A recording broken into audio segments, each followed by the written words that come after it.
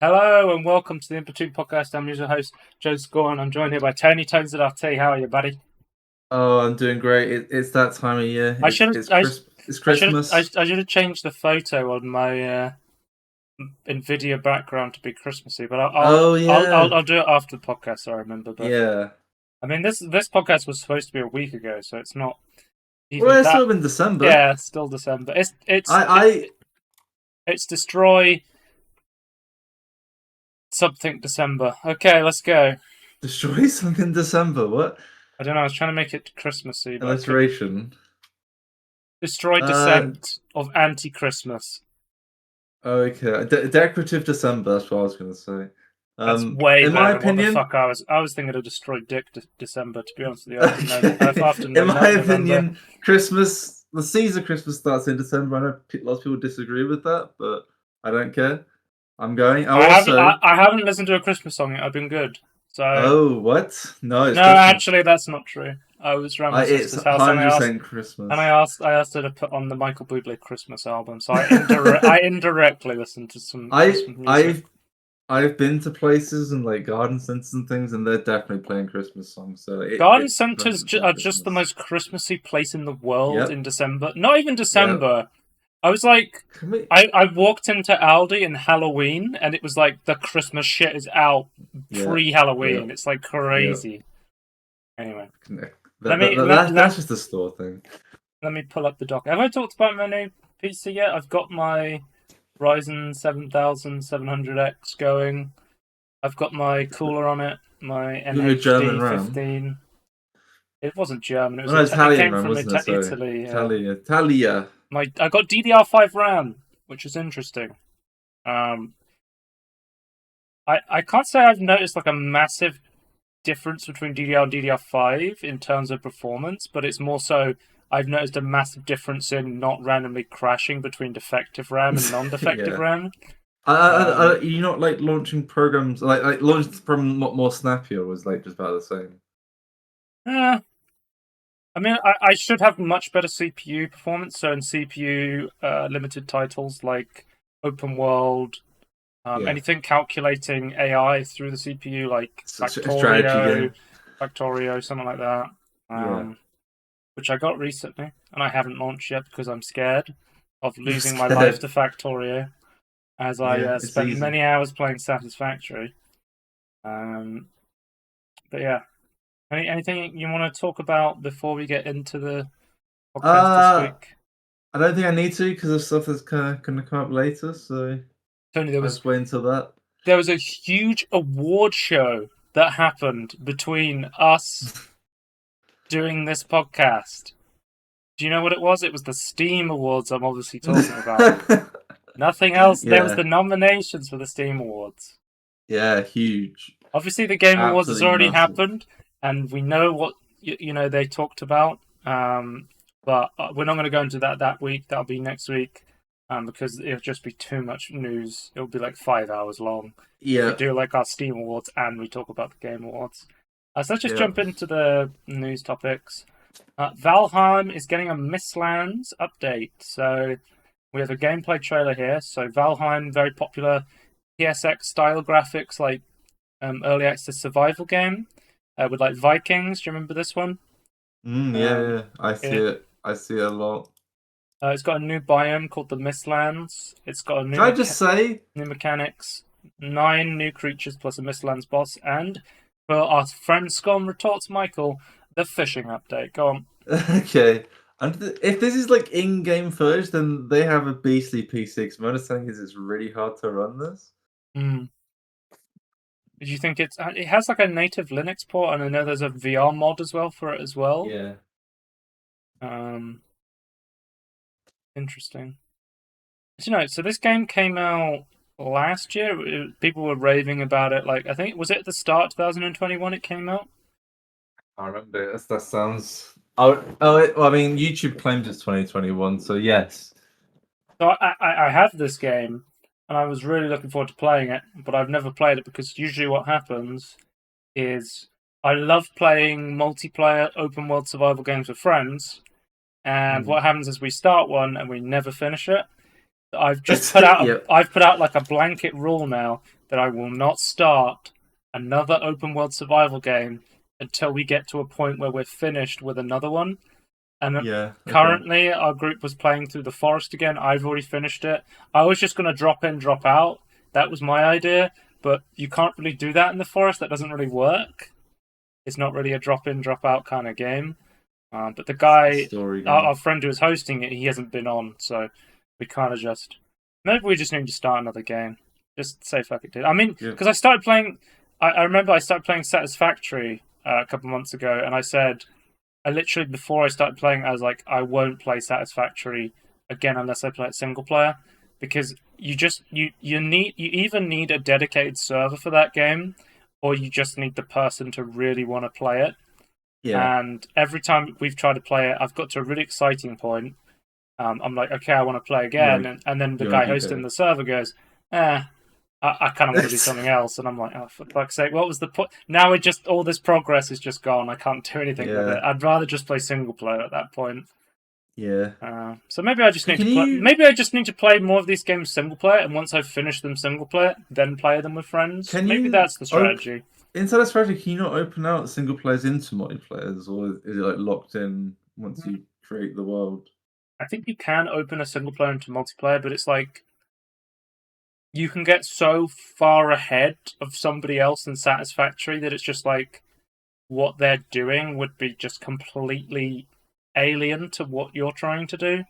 Okay, I'm thinking that then like they just like use what you've already And got and there's then like take a group resources from you. progression thing called the MAM, where when somebody buys upgrades for it, it makes it like a lot easier to do like the early game stuff. So you'll just get like Right. boosted through the early game very quickly if you don't.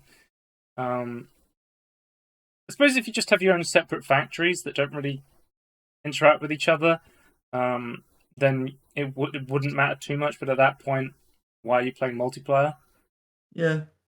I don't know. Yeah. You've I tried do have issues. you've tried to play Satisfactory multiplayer Yeah. with us before, and you were I like, had issues the way it works. Like in my, I like how modded Minecraft works in multiplayer, where like you have like different factories basically. It's like, well, I specialize in this. Like, do you want this? And like hmm. you like trade every now and again. I quite like that.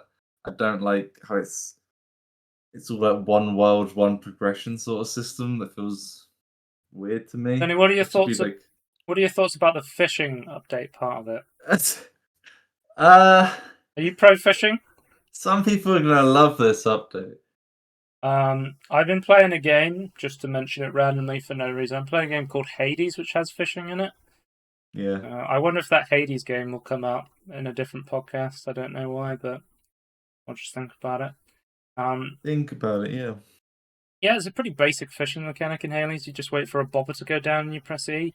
It just surprised me that that game had fishing in it. It just seems like the most random games get fishing added to them. I mean, this makes sense because it's an open world survival game, but Yeah. sometimes is just like, what? Why is this getting fishing? Okay, I guess. But it looks cool. I'm going to play this one day, but probably not anytime soon. Next Yeah. up, we have Starship Troopers Extermination. This is an interesting. It just kind of came out for left field for me. I never heard of this game before now. Left 4 Dead with bugs, minus the dwarfs and the mining. It's Yeah. it's Starship. Have you ever seen Starship Troopers? Are you a fan? Yeah. I have. I have. I've seen the first film and I was like, I like this like really weird American propaganda Yeah. humans Yeah. versus bugs thing. I think it was cool. Some of the effects are really cool as well. I think Yeah, some of it's a bit weird, but like I like how it's like scale model ships. I'm doing my part. Yeah. I love the ending is so funny though. It's like wait, it can feel pain. Oh, with like Yeah. Neil Patrick Harris. Yeah. You remember he's in that movie? I'm fairly sure he is, right? I don't know what it's called, but yes. He's the guy. I think he's most famous for like he's in How I Met Your Mother. He plays Barney. Yeah, You've seen yeah. that show, yeah? It's just crazy. Like it wasn't like a book or anything first. It was just a movie, right? Or Uh, I can't remember. I think there might have been something beforehand. hmm. I don't remember. I oh no. There was a book. Right, My understanding is that the film, like the like directors and producers like kind of disagreed with some of the stuff. Like I think that some of the book is like actual propaganda, and it's right. then like they went no, let's like criticize like this part, and make it like really like a parody Okay, like so of that. Starship Troopers is a 1997 American science fiction action film based on the 1959 novel of the same name. Yes, there was a book first. So they're Okay, like, so I think the film, the first film anyway, is like a superior version of the right. book. Yeah, I had no But idea. I I don't had no read, idea so it was a book. Yeah, imagine reading in the yeah. digital age. Um, cool. Looks good. I'm interested to try it. I'm always down for these like Left 4 Dead style games. You know, I'm a big fan of Left 4 Dead. Well, I love yeah, I'm more interested Deep in Rock the Galactic's really good. I really I'm want more to interested in the play. strategy game that came out. I've found it's weird that Starship Troopers is now a thing again. Yeah, I like It's weird. Vermintide too. I wonder if there's any more Vermintide style games we'll be talking about this week. Um, let's move on. Joe's weird VR game of the week, Tony. Airline Flight Attendant Simulator VR is coming to Steam on the Is 15th of this December. a real game or one you had to find and This is a real game and it's coming to Steam on the 15th of December. wait? It's it's to prepare people for that crash, the Lost style crash in the ocean, where you have to make sure everybody I think gets off there's the ship all right. isn't there more to a flight attendant than just crashing No, though? no. No. This is well, this is the training you would want your flight attendant to have. Like, you don't want your flight True. if you had to give your flight attendant like people skills or skills of what to do in a crash. I know it's one I would rather have. Why is it either or? Like, why not both? Why not both? Because we don't live Like in so, we don't live in the the thing perfect is, world, Tony. there's more likely to be some annoying person the flight attendant has to deal with. I want them to also be trained to do that. So Yeah. Tony, I did it. I found a weird VR game, finally. VR games are coming out. Delays, cancellation announcements. Let's talk about what's come out in the past couple of weeks. So first up, we have Evil West. Came out on the 21st of November. Saw some people sponsored to play this. I've seen some mixed things about it. About performance stuff. It's like a weird little shooter co-op Wild West sort of thing. I don't. So this is why you remember at the start of the year where I was saying we have a game called Evil West. There was a game called Blood West. There's a game by the co-founder of Arcane Studios called Weird West. And I'm just like, we're really going to get confused about these West games coming out because there's so many with similar names. And I felt like this one slipped into the cracks of, oh, it's another West game. There's another cowboy game that I'm going to get confused with the other 4 or 5 cowboy games that are coming out this year. I think this one is my favorite looking one, but I kind of like these crazy. I have Oh no, Weird I'm West to and I want to play it because it is an immersive sim made by the co-founder of Arcane. So that's very interesting to me as a massive Arcane Studios fan. And they even just added, we'll talk about it in a minute, but they even just made like an FPS mod for it as well. If you wanted to try it out like that as well. So that's interesting. But let's read some of the reviews, see what people are saying. It feels like a game that was made for the PS3, Xbox 360 era when games were particularly built on cool gameplay idea and did not care about player engagement or length. Set an alternative Wild West, Hero is a vampire hunter cowboy. Despite its complexity, the combat system is a success. Melee combined with shooting. Let's look for a TLDR. Evil West is a low-budget 2A game that reminds me a lot of goodies of the PS3, Xbox 360 era. Game developers were less prone to risk-adverse designs that have been used in so many games, but more dared to try cool on nowadays. So it seems like people are liking the gameplay loop. I think, from what I can tell, some people, like very few people, seem to dislike the gameplay, but most people who complain about it is like, oh, it's like really buggy. Someone's saying here co-op. The storyline and comedic dialogue were good. There are a lot of bugs in multiplayer. I heard there were some slight technical issues, is what I was hearing about it. It sounds like they might be slowly fixing it though, because it looks like it got. You looking at the graph? More positive, slightly.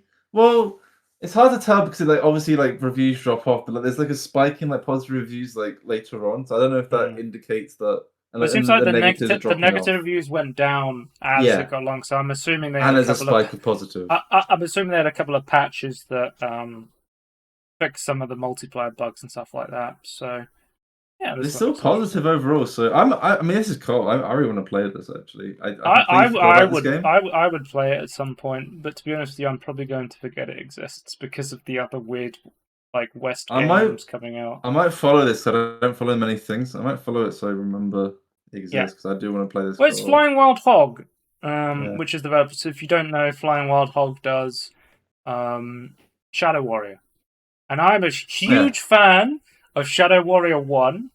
And I'm yeah, talking about the remake, not the original Shadow Warrior, yeah, which I yeah, haven't touched yet, but I love boomer shooters, so I will play at some point. I absolutely adored that. I thought it was fantastic.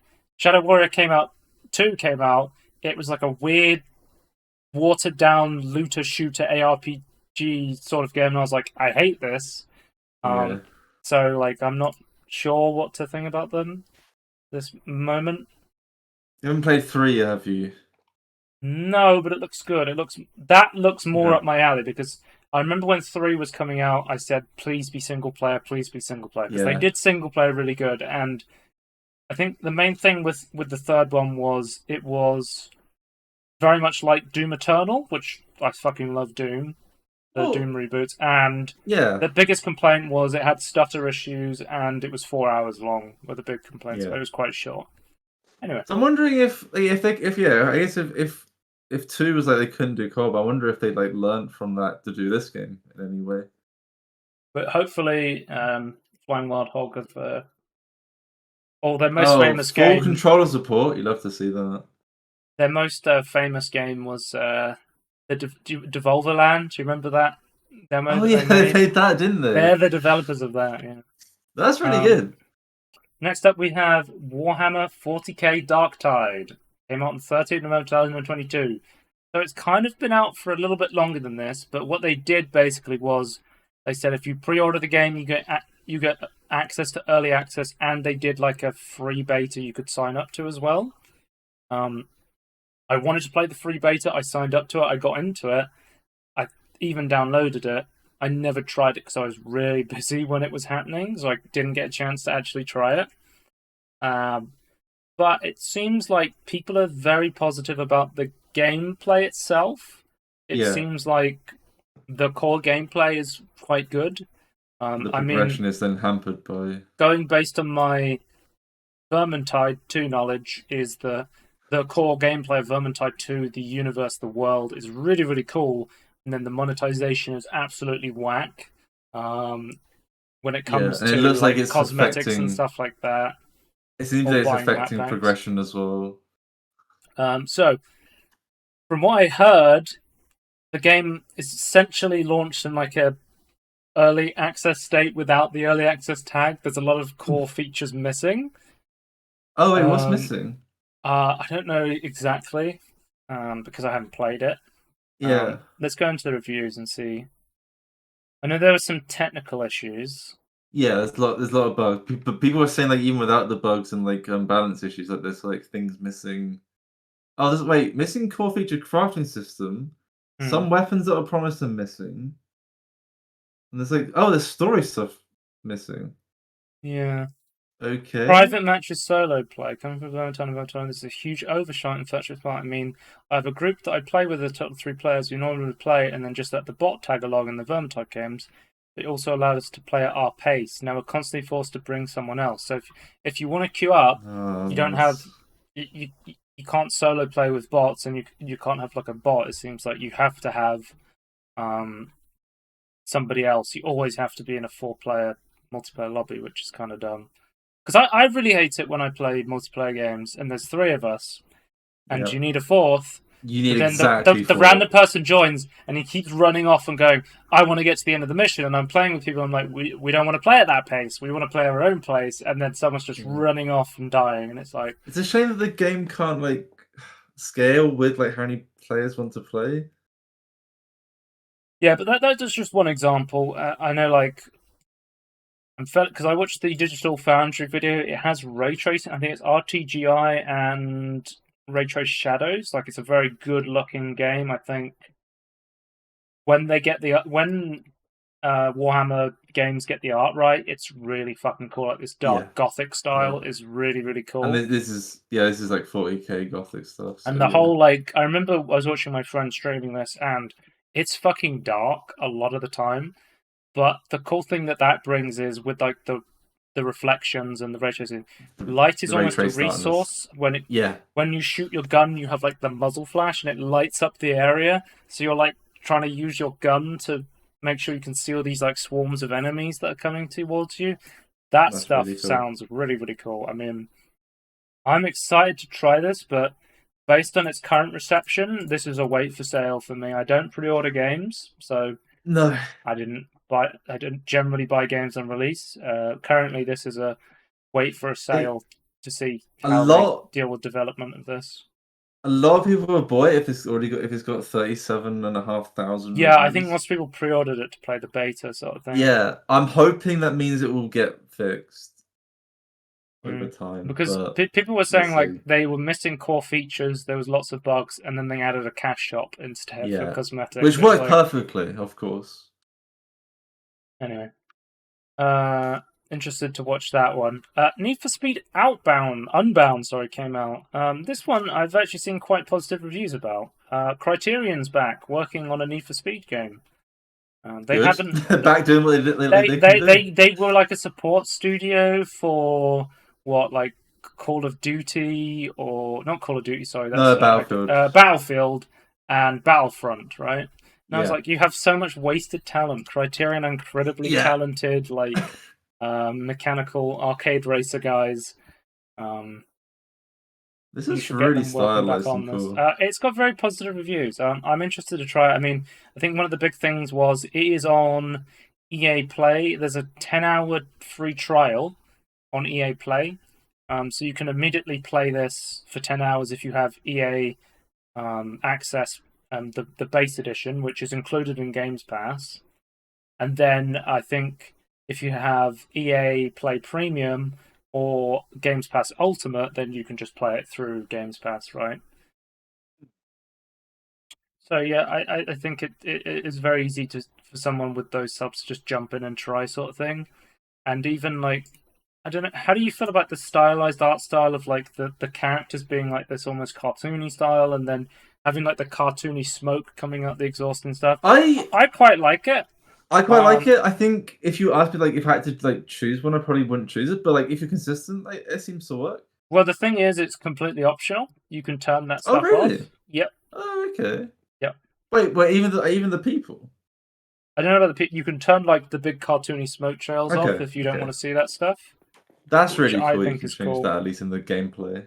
Yep. But I'm just saying this. I have Need for Speed Heat, and I have not played that yet. But I watched the DF review on it. Apparently, it controls quite nicely. It takes a while to get used to the controls of it. Okay. It is less like drifty than like Need for Speed Most Wanted. You do have a bit of the driving is a little bit more realistic than some other arcade Yeah. racers. But Higher it's skill ceiling, I suppose. but it does look pretty cool from what I've seen of it. It looks pretty fun. Yeah. Be interested to Yeah. try this one out. I'm curious to know about like the actual gameplay and like the actual I guess tracks. I guess it's not levels. I guess that's what you do for One thing I racing. heard was there was a problem with the cops. Cops in That's Unbound are unfortunate. I fairly love the easy to cop run system. from, but when you reach Uh, level 5, they're just simply annoying more than anything. Now, you may think, well, okay. if you just avoid them, which would work if it wasn't for the fact that at level 5 they are just about everywhere, you can avoid them to an extent, but drive around long enough at level 5, you'll inevitably find yourself in a situation. Because they're bringing about this cop system where you have, like, as you do, like, different levels of heat on your car, you get more cops that come and attack you and stuff. Yeah, yeah. Just like other Need for Speeds. I that's like one of the reasons why I really like the Need for Speed stuff. It is like the cop system. Like it feels well, the old ones anyway. Like felt really good. Mm. But Somebody I'm said, kind of a sucker disclaimer, for it. recommend you buy on sale and or wait for Unite mod. What is a Unite mod? What's the Unite mods? Need for Speed Unite. It was a mod pack for Need for Speed Heat combining best of the mods that improved the game drastically. So it was a mod pack that to improve Need for Speed Heat. Interesting. So it like tweaked the AI for balance, Oh, okay. tweaked like the cop AI and stuff like that. Interesting. Maybe I'll check that out when I try Need for Speed Heat, see what that's like. Okay. Yeah, I still would for me personally, I still like want to play the game without mods first and see and then go, oh, okay, now I want to tweak it. But yeah. And then finally, the big game that came out, the Callisto Protocol, which has some very mixed reviews as well on this one. So this is That's a cool Striking concept. Distance Studios. Some of the, it's like it was the spiritual successor to Dead Space, and a lot of the original Dead Space devs went on to work on this game. So a lot of what I'm hearing about this game was it launched with some very big technical issues, especially the PC version. Was not running well. I believe this game has ray tracing as well. Oh, right. Some people were complaining that it was like clunky or it was like a very hard game as well.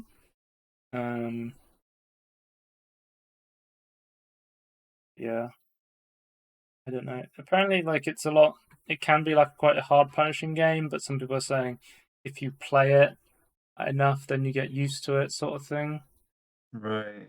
Is it hard because of the clunkiness itself, maybe? I Instead don't of know. it being interesting difficulty?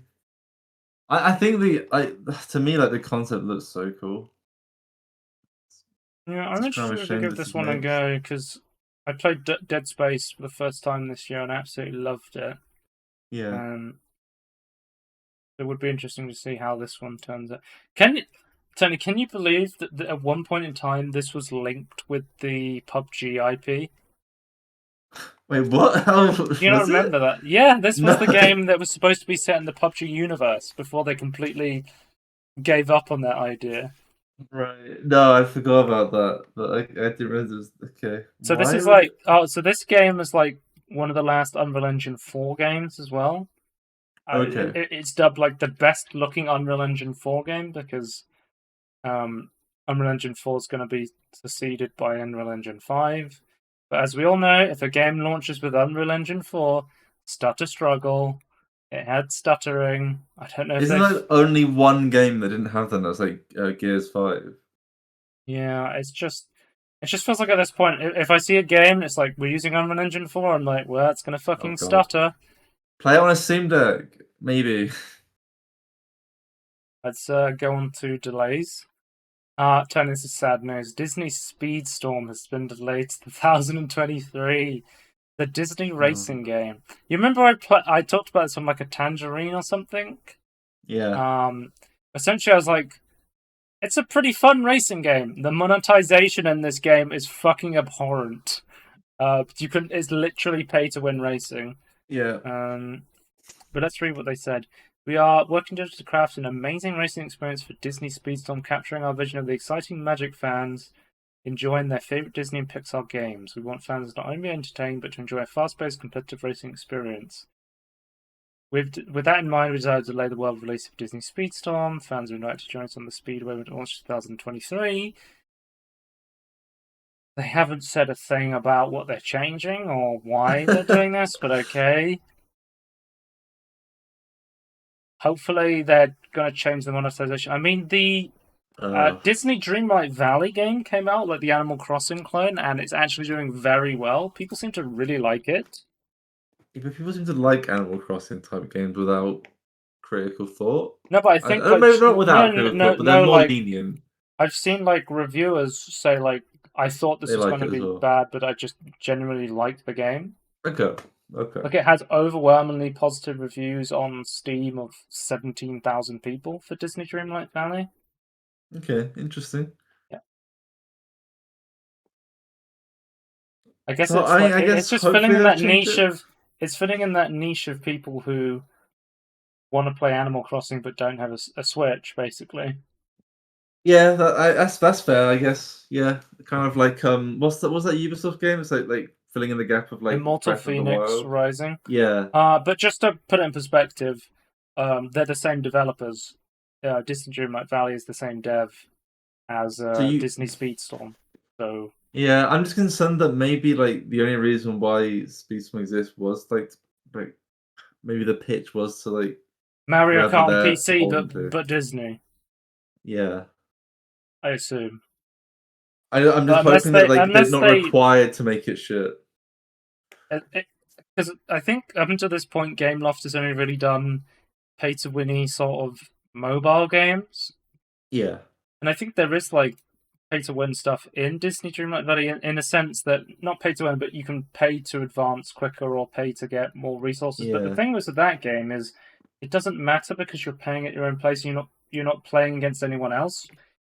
In terms of Racing games are deeply competitive, yeah, in and terms of giving like actual people gameplay affecting, yeah. options to be just straight up more powerful is insane. You remember when I was streaming this to you, and there was a guy who was like, I was like a level 3 Mickey, and there was like a guy who was level 30 Mickey, and it's just like, I literally can't catch up to this guy because his No. car is so much faster than me. Yeah. Because he has spent he's spent a bunch of money building his car up. I'm just like, what is the fucking point of this? That's like day 2 of like of the beta thing, right? And it's like, Yeah. how the hell did you get that high? Like you had to. Why was there paid stuff right from this? Whatever. I'm concerned that the fact that they still have paid to like or paid stuff in it sucks the other because game. the game is genuinely fun against bots, but it sucks against players because there's pay to win shit. Yep. I don't like pay to like advance stuff at all. To me, you run the risk. Obviously, it sounds like this isn't the case, but even a single player or like at your own pace game, that implies that like you might have added a system that's kind of sucks, and you want to incentivize people to pay for it. And also, even if it's not that, there's still gonna be people that like fall in and go, "Oh, I'll just buy it," and it's like, that's terrible. You really can't quite afford that. Let's move on to quick news. We'll have a couple, and then there's a big one you can talk about. Yeah. We've got Dead by Daylight's new killer. Forged in the Fog chapter brings a new night, the killer. So the night, new perk, nowhere to hide. Whenever you damage a generator, reveal the aura of all survivors standing within 24 meters of your position. So whenever you kick a Jenny, you get a nice perk to show you where they are. New perk, Hex, Face the Darkness. Injuring a survivor by any means lights a dull totem, activating the Hex. While the Hex is active, all other survivors outside of your terror radius will scream every 35 to 25 seconds, revealing their position and auras for 2 seconds. When the survivor enters this diving state or becomes healthy, the Hex totem becomes dull again. So you need to constantly keep essentially an injured survivor up for this perk to be active. That's interesting. If the Hex totem is cleansed, the perk is permanently disabled. This is one of the things with DBG recently is like they've been really trying to get people to cleanse totems more. There was like a couple of killers where you had to cleanse totems against them, and then everybody else, it was just like, I don't give a shit, I'm just not going to engage with this. They've been pushing super hard to be like, Hex totems are part of the game, you have to engage with these, and it's clear from their design that this is the direction they want the game to go. Give people more stuff to do than just fixing generators. Which I see. They want like more mechanics to like do. Yeah. Okay, that makes sense. I was gonna say, why do they want why are they pushing for this mechanic? But yeah, that makes sense. Well, predominantly before like Hex totems were so strong, it was just like generator rushing was the best thing to do in the game. Yeah. You run to a generator, you fix it. You run to the next generator. If the killer comes, you hide. Now you have more of a cat and mouse like hiding game. Like, oh, I need to do this, otherwise he's going to get this ability, which is going to make it a lot harder for me to do this. Which I think is more interest. Yeah. New perk, Hubris. Whenever you're stunned by a survivor, that survivor suffers from the exposed status effect for 10 to 20 seconds. Hubris is cooldown 20 seconds. The exposed status basically means you die in one hit rather than taking 2. So if a survivor pallet cleanses you, pallet stuns you, they become exposed. So it makes it easier if you're getting chased a lot. Okay. But essentially that perk doesn't work as soon as the survivor uses all the pallets. Or if you dodge the pallet stun. I don't know how great that seems, but let's see. New survivor, Vittorio Toscanano. New perk, potential energy after working on generator for 12 to 8 seconds uninterrupted. Press the active ability button 2 to activate this perk. When this perk is active, repairing the generator will change this perk. Charge this perk instead of making the generator progress. For each 1.5% of generator repair, the perk will gain 1 totem up to 20 tokens. While this perk has at least 1 token you're working on generator, you can press the activate button to consume all tokens and instantly make the generator progress by 1%. This perk then deactivates if you lose a health state while this perk has at least 1 token. The perk will lose all tokens deactivate, missing a skill check will also run some charges. This is an insanely overloaded single perk for a survivor. Essentially, there's a mini game now where you can put generator charge into like a battery in one of your perks, and then instead of progressing that generator, and then you can use it on a different generator, essentially. So I guess the idea is there's 5 generators. You have plenty of opportunities to go whatever generator you want. You charge up your generator battery a lot on one Jenny. You fix it. It starts to get down to 1 or 2 generators for the killer to finish. He starts camping both of them. You use this massive battery. You give a huge amount of process to one generator, and you can Jenny rush it and escape. That's the idea. That's the design idea I see behind this perk. Interesting, but maybe hard to use. I don't know. I haven't played in a while, and I haven't played since this update, so we'll have to see how that turns out. New perk Fogwise. Hitting a great skill check while repairing a generator reveals the aura of the killer to you for 4 to 6 seconds. New perk Quick Gambit. When you're chased within 24 meters of a generator, any other survivor working on that generator receives a 6 to 8% speed boost to their repair action. So this character is essentially generator perks. Yes, all of them. This is a Jenny rusher. This is someone who just wants to run at generators. But I guess that design makes sense that you can give more Jenny rush perks when you have more Hex perks. Because then if people are Jenny rushing and Hex has become a big, dangerous thing, you can't just focus on the generators. So you can put more power into generate perks, which is interesting. Yeah. Flashlight. There's a flashlight update. So flashlights are some of the most contentious things for killer players. I personally am awful at using flashlights, but as someone who's played quite a bit of killer, if there's a survivor who's good with a flashlight, it is one of the most oppressive items in the game. It is if you don't know, essentially when a survivor shines a flashlight in your face, you essentially become blind if they hold it there for long enough. And it can essentially, you can kind of be bullied by the survivors if you're not a very good killer. So flashlight blinds that occur within the last 0.4 seconds of the survivor pickup animation will now stun the killer once the animation is completed. So, there's another thing, you can stun the killer with the flashlight as well. So if he's picking up someone. We've increased the duration of the buff from the PTB value. Killers are now immune to blindness from grabbing a survivor out of a locker. So essentially what we could do is you would find someone in a locker, the killer would go in to grab them, which is like a guaranteed gotcha moment. A survivor would come along with a flashlight, and essentially you would escape for free. So they've removed that interaction. Okay, right. Bots and custom matches. The host of a custom match can now add survivor bots to the game. That's a pretty cool change. Because sometimes I want to play DBD just with my friends and we don't have enough people. So potentially having survivor bots would be a really good idea. But yeah, this looks like a cool change. I think I went on the DLC page and it was getting bad reviews. So let's just have a look at that quickly. Forged in Fog. Yeah, mostly negative. I don't think people like the killer.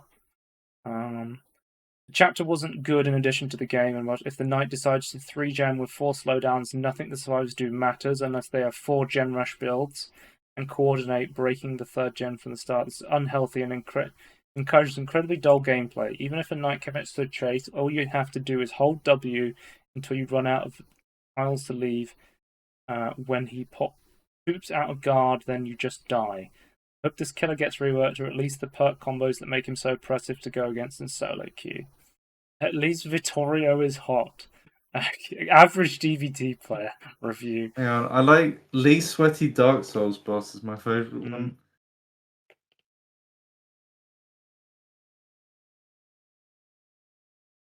Yeah, so people saying are they ever going to do really Scooby Doo? and a killer. People are saying it's not a good killer. I don't know. It's hard for me to judge not playing it, so there's a new DVD killer. I'll check it out at some point. We'll see if they're in a better state by the time I play it. Next up, we have the Tony update. Stellaris 3.6 Orion feature summary. Is that the Orion Syndicate? Yeah. What the Orion's like it's the Orion Nebula. It only exists in Star Trek. Can't say that. I don't know who it's named after because I assume this is still the case, but they named Orion's updates Belt? after sci-fi writers. I don't know who Orion is. But that's why you got the famous Dick update. The Dick update, yeah. No, so yeah, we haven't spoken about the Orion update beforehand, did we? I don't think so. This is the first time. Okay, so there's a book called Orion that was written by Ben Bova. Okay. That is a science, fact, and fiction. I don't know if it's a. That's like Orion the Diaming Time is a 1990 sci-fi fiction novel. Maybe it's named after the book. Maybe rather than the author. I have to look into that. They probably mentioned it, but I haven't looked into the dev notes. So, but yeah, I guess we should say that this is another update from the Custodian team. They're just working on like improving both the base game and like DLC mechanics. Technically, there's no DLC associated with this update. It's just like a big rebalancing of. I don't know how big it is per se, but I'll get into that. One of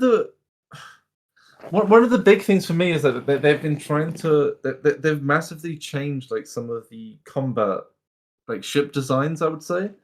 So they've moved missiles instead of being a torpedo slot is now a small only slot.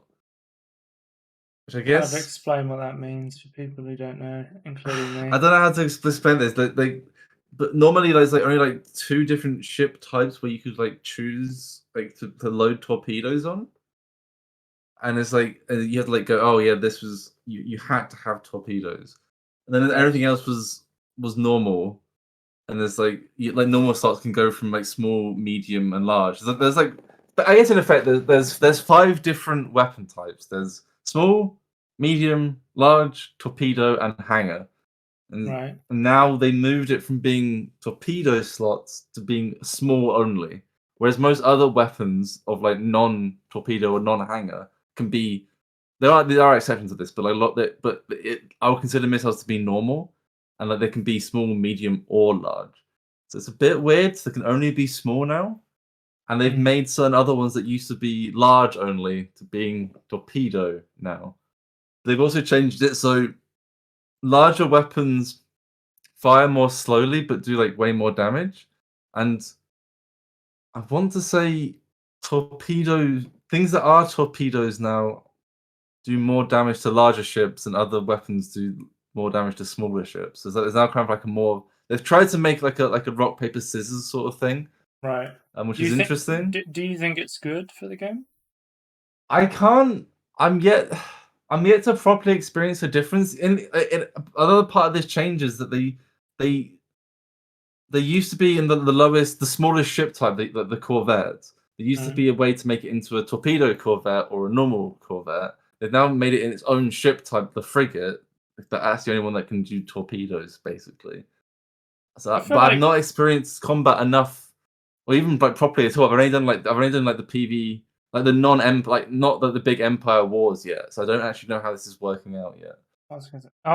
Every time, from what I remember of playing Stellaris, I remember like the choices you had to make when people came to your planets. Like, there's a relic. Do you renounce it or do you? Like an event. Accept it. I was like, that was my favorite part of the game. I feel like I want to play Reigns in space. It's You just want to make choices. I will say, it's been a while since I properly played Stellaris, and it looks like they've been like slowly adjusting and changing some of the events, and like there are more interesting events now than there used to be, and like it does feel more. Well, events coming up that are more impactful. Speaking of Reigns quickly, Reigns Three Kingdoms just came out, which is sort of like it's Reigns, but it has like turn-based combat, like tactical. It's Oh, set in like okay. sort of like feudal Japan or something. So you have to like make decisions to get combat. But I downloaded it on my phone because it came out on PC and mobile, but it's part of Netflix games. So if Oh, you have a Netflix account, all you have to do to play it for like on your phone is just sign in with your Netflix account onto it, and then you get it right. free as part of your Netflix subscription. Which I was like, oh, I didn't know you could do this. That's just That's something I very wanted to weird. mention there. So if anything's on Netflix games and it has like an iOS or Android app, you can play it for free with your Netflix subscription if you already have a Netflix sub. You know, Okay, that's interesting. yeah. Yeah. And what else were you saying about Stellaris? I was gonna say yeah. So I don't know how much for the combat. So they seem to have like adjusted and fixed themselves. Oh, the other, oh, the other big, the other big one. So yeah, I guess the idea is like they're trying to make combat more fun and things. I can't remember what the other one, the other big thing was now. So they added some galaxy maps. I saw They there was Psionic oh Extension talking about like mind yeah, that's power it. trait sort of thing. Yeah, so this is one of the things where they're not just changing the base game. So this is technically changing stuff in the Utopia Okay. DLC. In that DLC, they added this thing called like so I think Ascension perks are in the base game now, but like this was what Ascension perks was really for initially was like to have like you choose your Ascension upgrading path. Right. Now it's its own special thing, but it still like takes an Ascension perk. But now they're like they used to be synthetic, genetic, and psionic. They Yeah. separated synthetic to be both cybernetic and synthetic. So now instead of it, you go because before it used to be you went cyborgs first, then you fully upgraded to robots. Now it's Right. like, oh, do you want to go get better robots and then fully upgrade to robots, or do you want to be like, no, do you want to like half genetically engineer yourself and then like add more robotic parts to yourself and get better bonuses Hmm. from that? The really big thing is now, instead of getting the bonus, because obviously it used to be like you needed 2 Ascension perk slots to get like the full bonus. So it's like they didn't want to, because the idea is you didn't want to get like the bonus like straight away in your empire immediately gets upgraded. That can be like really overpowered. Yeah. They've now made it so it's a tradition tree. So you have to sacrifice a tradition slot to ascend, basically. And So so it's very interesting. you have more options now. It's the thing. There are 4 options. What you can only your each ascension path is like mutually exclusive to the other one. So once you choose one, you're locked into that one. But So there's and it like takes Unity so now there's to upgrade. synthetic evolution. That'll be what you do. Lord of War. That'll be what Dave does. Stuff like that. Well, the ascension perks, or yeah, Yeah. yeah. So choosing an ascension path is requires you to choose an ascension perk to be able to get that Right. tradition. But they are different. They're much more powerful. Yeah. So this is very different because it means that you actually have to like spend and slowly upgrade now, and so it just changes how that works. I really like that system. Like being able, oh, the other thing as well is like this technically does touch on Utopia as well. Hive minds can Yeah. now become synthetic, not synthetic, cybernetic hive minds, and Like obviously the Borg. yeah. Well, there's the Borg already assimilators in the Synthetic Dawn Oh, DLC. They okay. can All right. also go down and upgrade their cyborg pops even further now, which is kind of cool. Hmm. So they have more choices. Obviously, if you and also before, normal robots couldn't have they wouldn't have an ascension path, but now they can choose synthetic age and get even better robots. So like again, it's like it's something that they can actually do now. I think is really cool. And also technically they've tried to because before synthetic age was always like the best one to choose. It's like just so much more powerful than the other ones. They've tried to make the genetic one far more powerful, and they tried to make the sonic one even more powerful because it was the weakest one by far. Hmm. Um, I've not tried it yet, but I'm really curious to know how it goes. My current game. I'm aiming for cybernetic because we'll see how that goes though. But yeah, that's that. I thought the combat stuff would be much bigger, but in my current playthrough, I've not done proper war yet. It doesn't, in terms of like building up a fleet it hasn't been that impactful yet. I'm not entirely sure I understand what ships I'm building yet, so I have to wait and see. But I have started going down the Ascension path already, so And what does this that have? is big. What does this have to do with green slave owners? I mean, Green slave owners. yeah, the Orion Syndicate. Uh, maybe they fixed the slave market. Oh, they never would. I think it is. I think the last update they fixed it, but I've not confirmed that yet. We'll see. We've gotta keep going, and we're gonna run out of time. Yeah. That is not. There's like it's like big changes, but there's not too much. But yeah, that's pretty much all of there is to that. Okay, next up on quick news, we have Weird West patch 1.5 launches with mod supports. This is what I was talking about before. No, not Evil West. This is Weird West. Wild West. There's a first-person mod, which I was like super interested in because I heard it was top-down, but I've always been a big fan of first-person immersive sims. But the cool thing about the mod that's launching, the FPS mod, is it's actually made by a former dev of the game. He made the mod to play it in first person, and it seems like the way they're implementing mods into this game is they're doing it the mod.io route. I don't know if you've ever used mod.io. My only experience with it so far has been using it for Deep Rock Galactic mods. And using it for that was pretty seamless. I didn't really have much of an issue of getting mods to work through that. So, have you used mod.io before?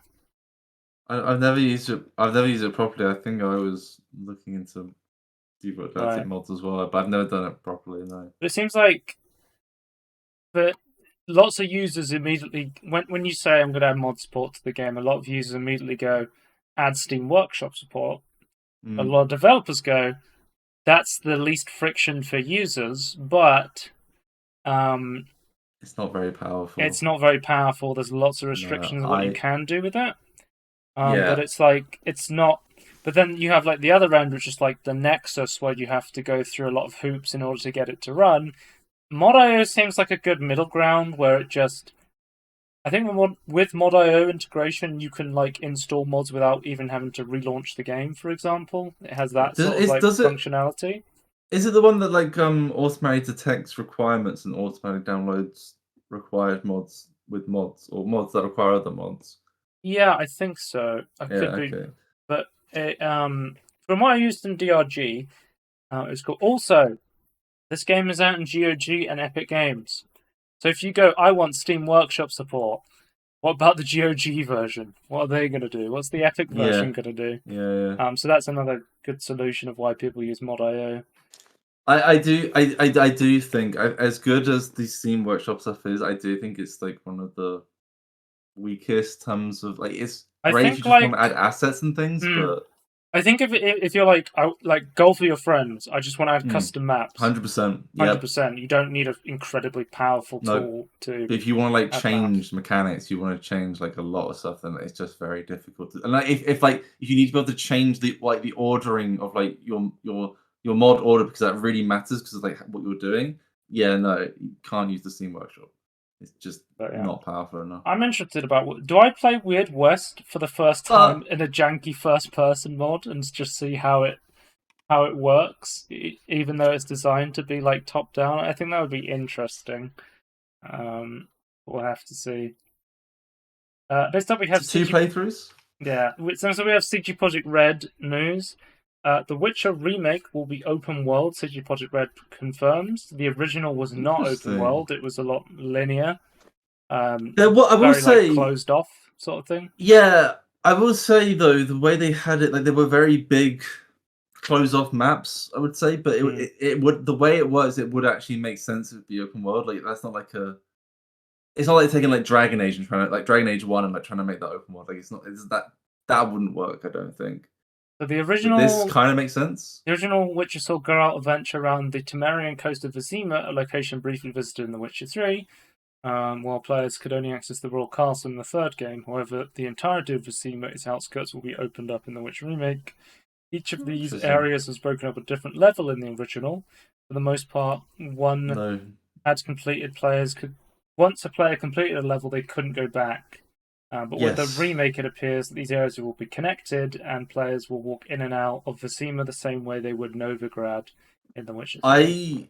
I assume, considering how some of the quests and stuff and story stuff that happens, there will Mhm. still be quests that suddenly will not be accessible after a certain I assume what they're quest going to that you've do is done. what they do in like The Witcher 3 or any Yeah, other RPG like The Outer Worlds or like Fallout New Vegas or some shit like that. Where essentially you do a quest or you go to an area, it's like quest failed, you can no longer do this quest yeah, because you yeah, yeah, took yeah, took yeah, this action sort of thing. yeah. CJ Project Red is sunsetting support for Gwent, the Witcher card game. So the Oh, official really? multiplayer version of Gwent. I mean, it's just not that Oh, the popular. multiplayer stuff, I suppose. Yeah.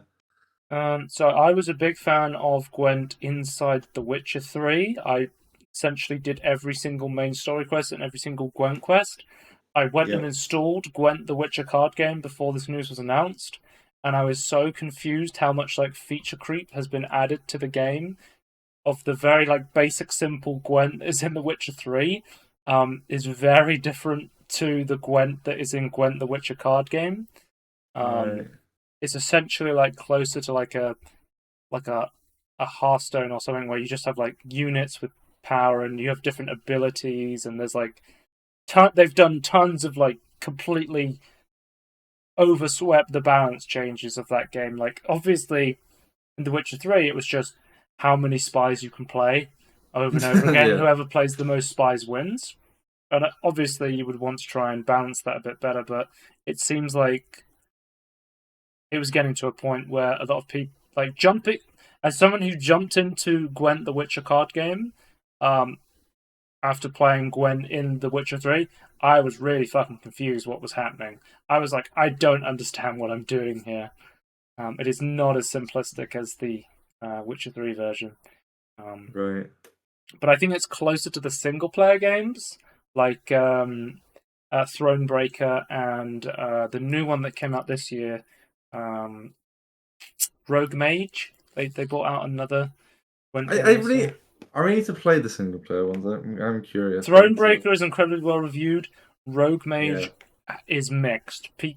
Some people really hate it because it's like a roguelite, and then it's also removes the ability to have 3 rounds. I think you just have 1 round, Oh, like a okay. Slay the Spire sort of style, Yeah. I'll start with which the kind well of received sounds one. whack because Gwent is very much designed around the fact that you can give up a round in order to get power for the next round. Right. But Gwent will be supported with new cards and esports tournaments throughout 2023, but this will end in 2024 as the game switches to a community-focused approach in what is internally known as Project Gwentify. So we're essentially going into TF2 mode, where Right. the servers, they'll keep the lights on, the servers will still keep running, but it won't be getting any updates of any substance, maybe just a few bug fixes, essentially. Makes Steam sense. news. Valve will be giving away a 512 GB Steam Deck during the Game Awards. So this has already happened, obviously, but you have to register and watch the Steam's live streaming thing. You know that annoying thing at the top of game pages that you forget to turn off until you go into the settings and actually turn it off, like I did? I I mean, considering it's happened, I saved some funny names that went through. Yeah, congratulations to MILF Hunter on winning a 512 GB Steam Deck. Yeah, I want to make special announcement to Math Debater. Math Debater, well done with your Steam I Deck. know Toxic Andy got one as Toxic, well. yeah, and there's one that I thought was funny. Joseph Joestar. Well, Well, it congratulations. was so apparently the game was supposed to be 3 hours long. So if it was 3 hours long, that would have been 180 Steam decks. But God bless the voice actor for God of War. He was really trying to get home his Steam decks with his speech of like 10 to 15 minutes long. Yeah.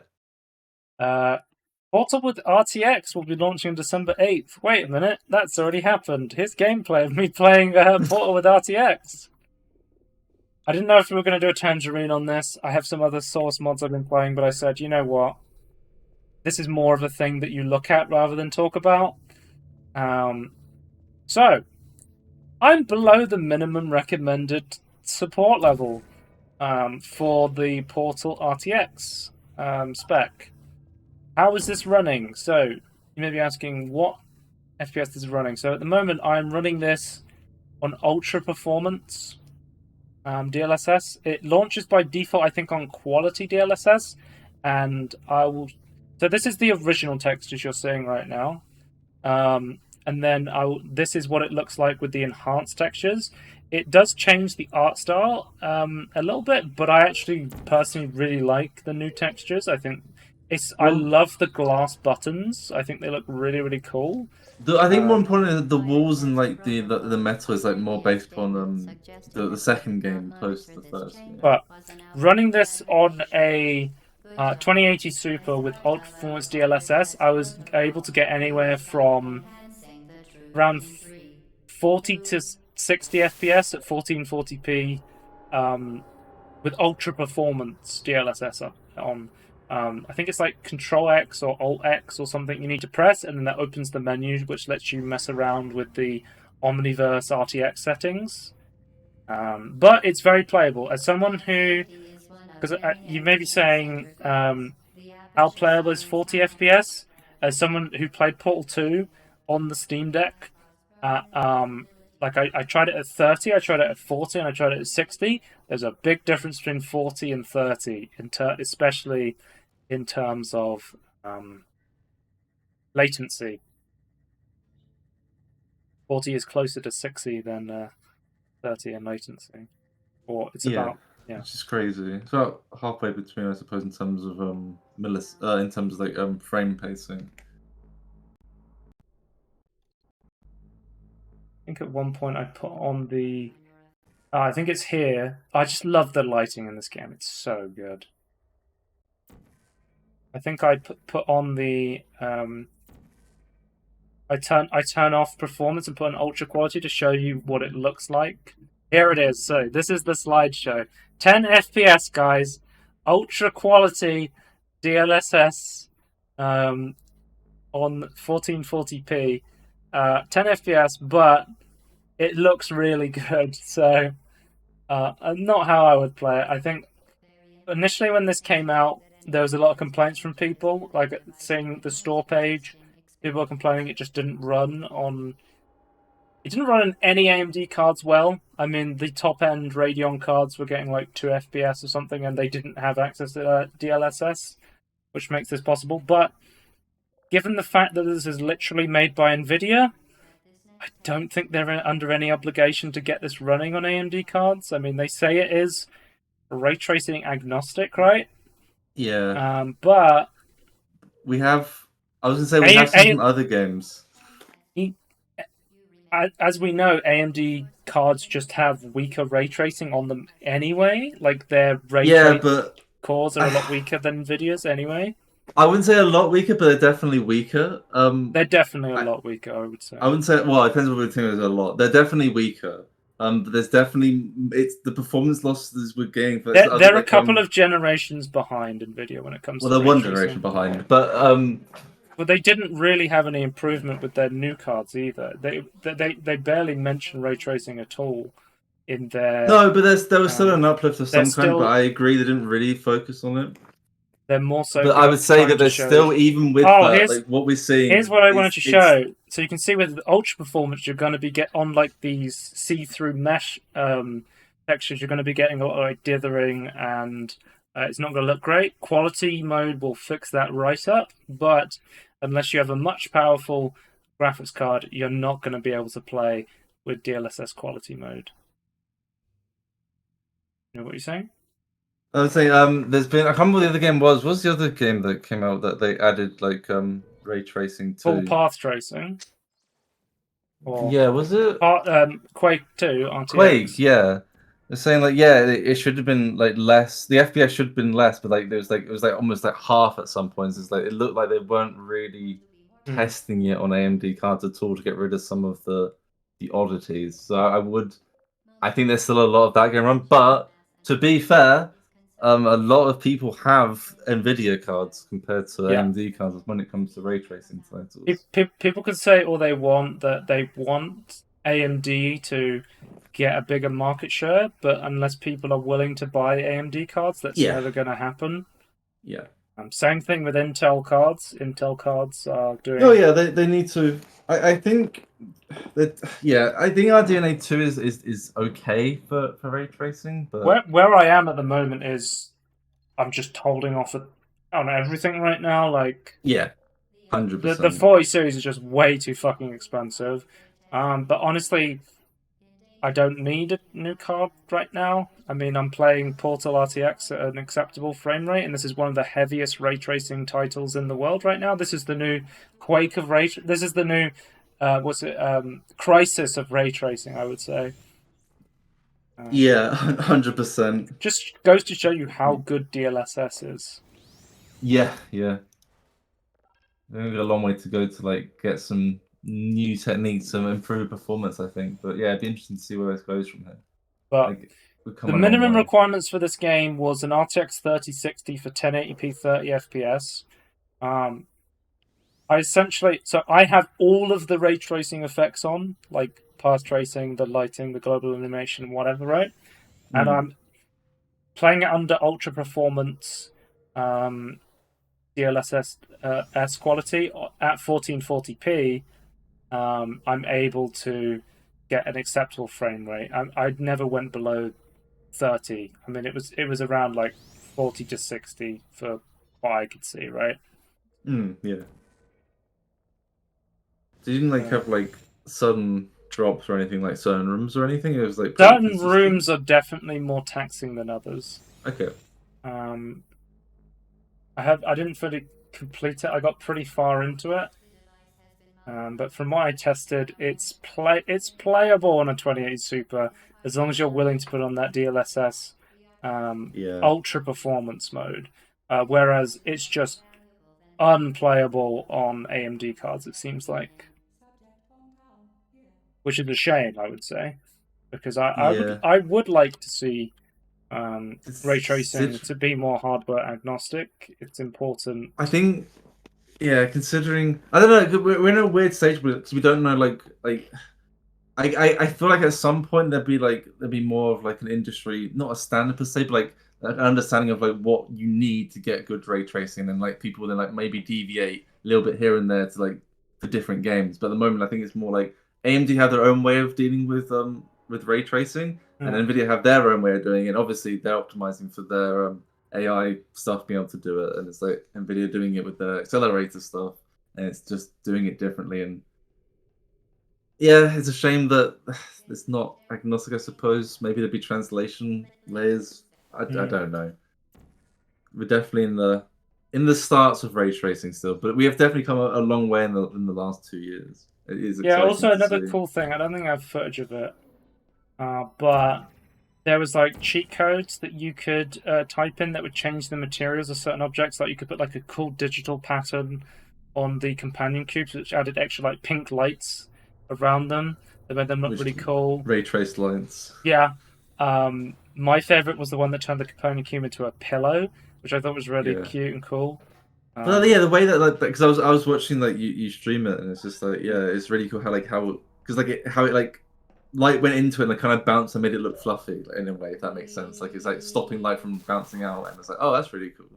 Like But self shadows on the fluff. Portal RTX is really cool. I've experienced it on a card that was rated, below the minimum recommended. I would say, close As to far it. as I can tell, because you're the 2080 Super, right? Yeah. As far as I can tell in Cyberpunk ray tracing tests, obviously there's other games required to get Mm. them, but it looks like it's on the same level as the 3060 Ti in Yeah, terms of frame I rate. think it's around the 3060 Ti. I think the problem Yeah, is, somewhere between the two. I think the problem is when it comes to ray tracing, is that the second generation RT cores are just a lot better than the first generation. But you have more though. Oh, we're You talking have about more CUDA cores. no, you have more ray tracing of the older cores than you do of the 3060. I don't know the So exact numbers, I but think you're making up for it by just like brute forcing with it because you're on a 80 series card instead of a 60 series. So far as I can tell, in ray tracing titles, it's about the same as 3060 Ti. It does drop to 3060 stuff in certain titles that I've seen. Well, we'll have to see, like, with the benchmarks, how the 2080 Yeah, Super compares with the 3060. there. Um, I will say that like Port Royal's like a good ray tracing benchmark, isn't it? I I feel don't. like The thing is, I'm never interested in synthetic benchmarks because they no, mean nothing to me. but I'm just saying that we have like a limiting number of things to, like test ray tracing. Like it's really hard to like search for like, oh, how do like I find Cyberpunk is one of the better ones because like, oh, ray tracing's on, you can turn it on, and it's an actual game that runs. But obviously it still has rasterization performance and stuff as well, but obviously 3060 Ti still has better rasterization than a 20 series card as well. It's very interesting. But yeah, Hmm. I want to. I think this is correct. I think 2080 is somewhere between 3060 and 3060 Ti. Right, we gotta wrap it up though. We're gonna run out of time. Um, Blunders. In Nintendo DMCA's third-party Steam image sites, users upload even more artwork in response. So if you don't know, um, in Nintendo DMCA's Steam Grid, uh, I use Steam Grid all the time. It's essentially just a website to add custom grid tiles artwork to games in your Steam library. Um, Oh right, so that's you what can it's you doing. can you can set like alternative artwork for your game tiles. You Yeah, can set like animated ones, or you can. I essentially use it for when a game doesn't have. Usually, a lot of older games just don't have the updated Steam grid tiles, and I like to yeah. use the big tile feature that Steam has to browse my game library. It's a lot more visually appealing to me, which I like. So I use Steam Grid all the time. It's a fantastic website. What's been happening is people have been uploading like a Steam Grid version of like Nintendo games to use with emulators because the Steam Deck has become a big like Switch emulator, right? Yeah, massively so as far as I can tell. Nintendo sees this and they're like shit. So they're like now DMCA striking the website which uploads the artwork for the tiles for the Steam Deck, which is like a really weird way to go about it. I Um, guess they legally have control of that part of it, I suppose.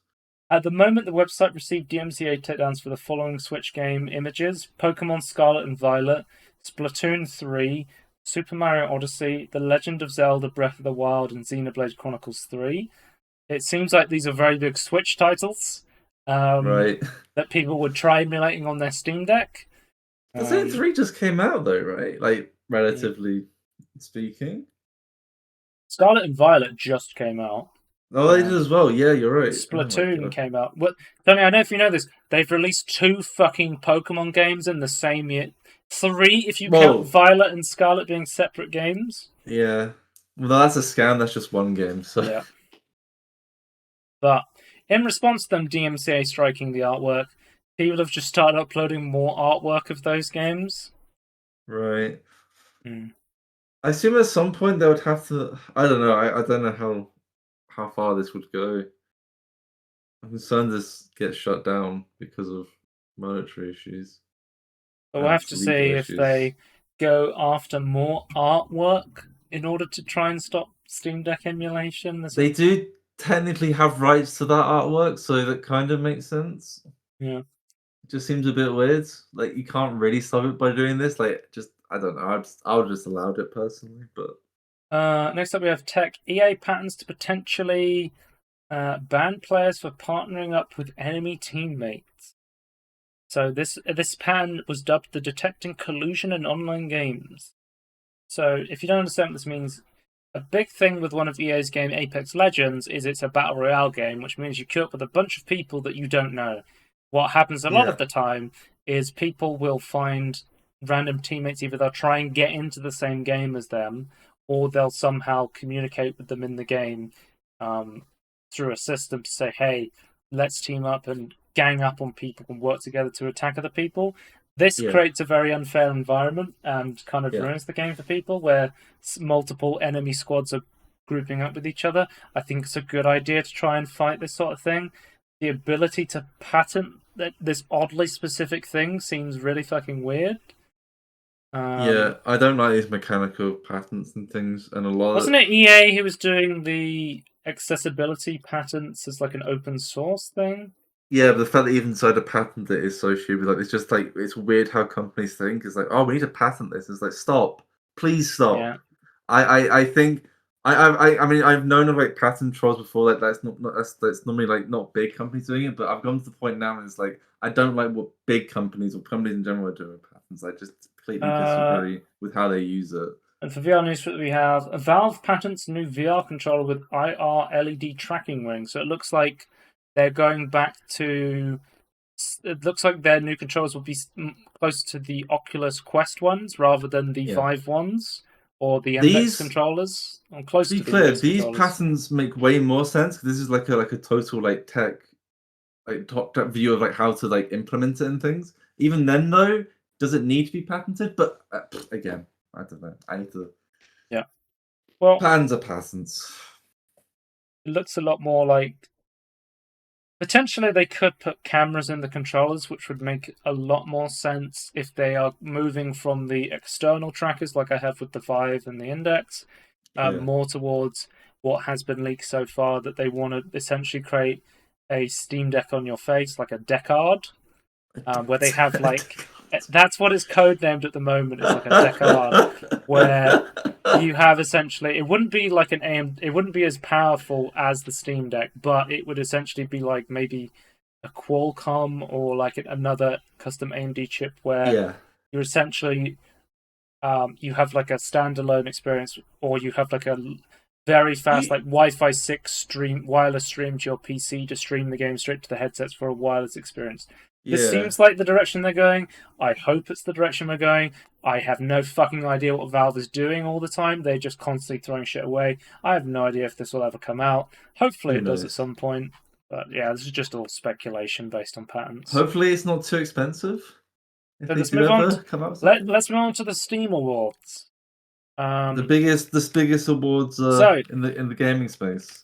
one thing to mention about the Steam Awards this year, which I quite liked, was you get you've always got like points for voting on the Steam Awards. They want to encourage people to give them like a badge or XP or something for their Steam profiles or whatever. So people Mm. would feel compelled to vote for stuff they didn't really have an idea of what to nominate.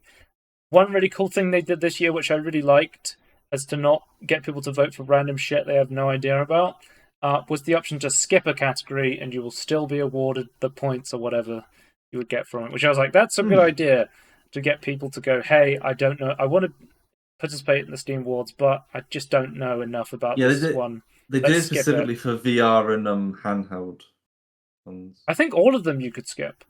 I couldn't do it for all of them. Okay, so I was under the assumption you could skip all of them. Okay, I I could don't know. not. Well, wait, what? So there's VR, right? And then there's Gaming on the go. that's the game on the go. Those for me, I'm pretty sure those are the only two that I had the drop down to have like to be able to skip it. Well, you I want to talk decided about not to skip it because I was doing it on the podcast. Like I want to at right? least give an answer, so Yeah. that's why I So didn't skip them. let's talk about the Game on the Go award, because this one was tucked away at the bottom. It's a really interesting title. It is the Steam Deck Award, essentially. If you Yeah, don't understand, also, to be eligible for the Steam Awards, you have to be released after November on Steam. So any game released in November 2021 was eligible.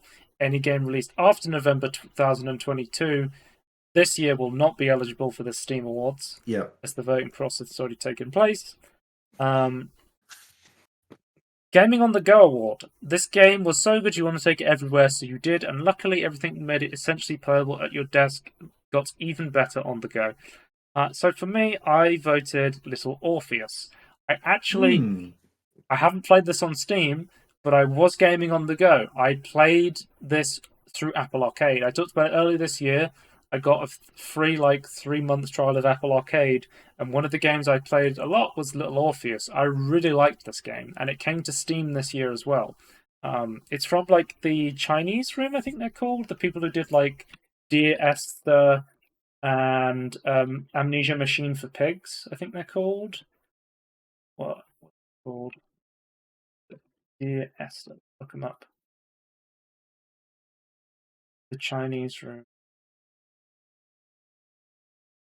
believe they did this game. Yeah, they did this game as well. So it's the Chinese Room who did this game, and it's really cool. It's essentially because I saw it on my phone, I was like, holy shit, mobile graphics have got so good.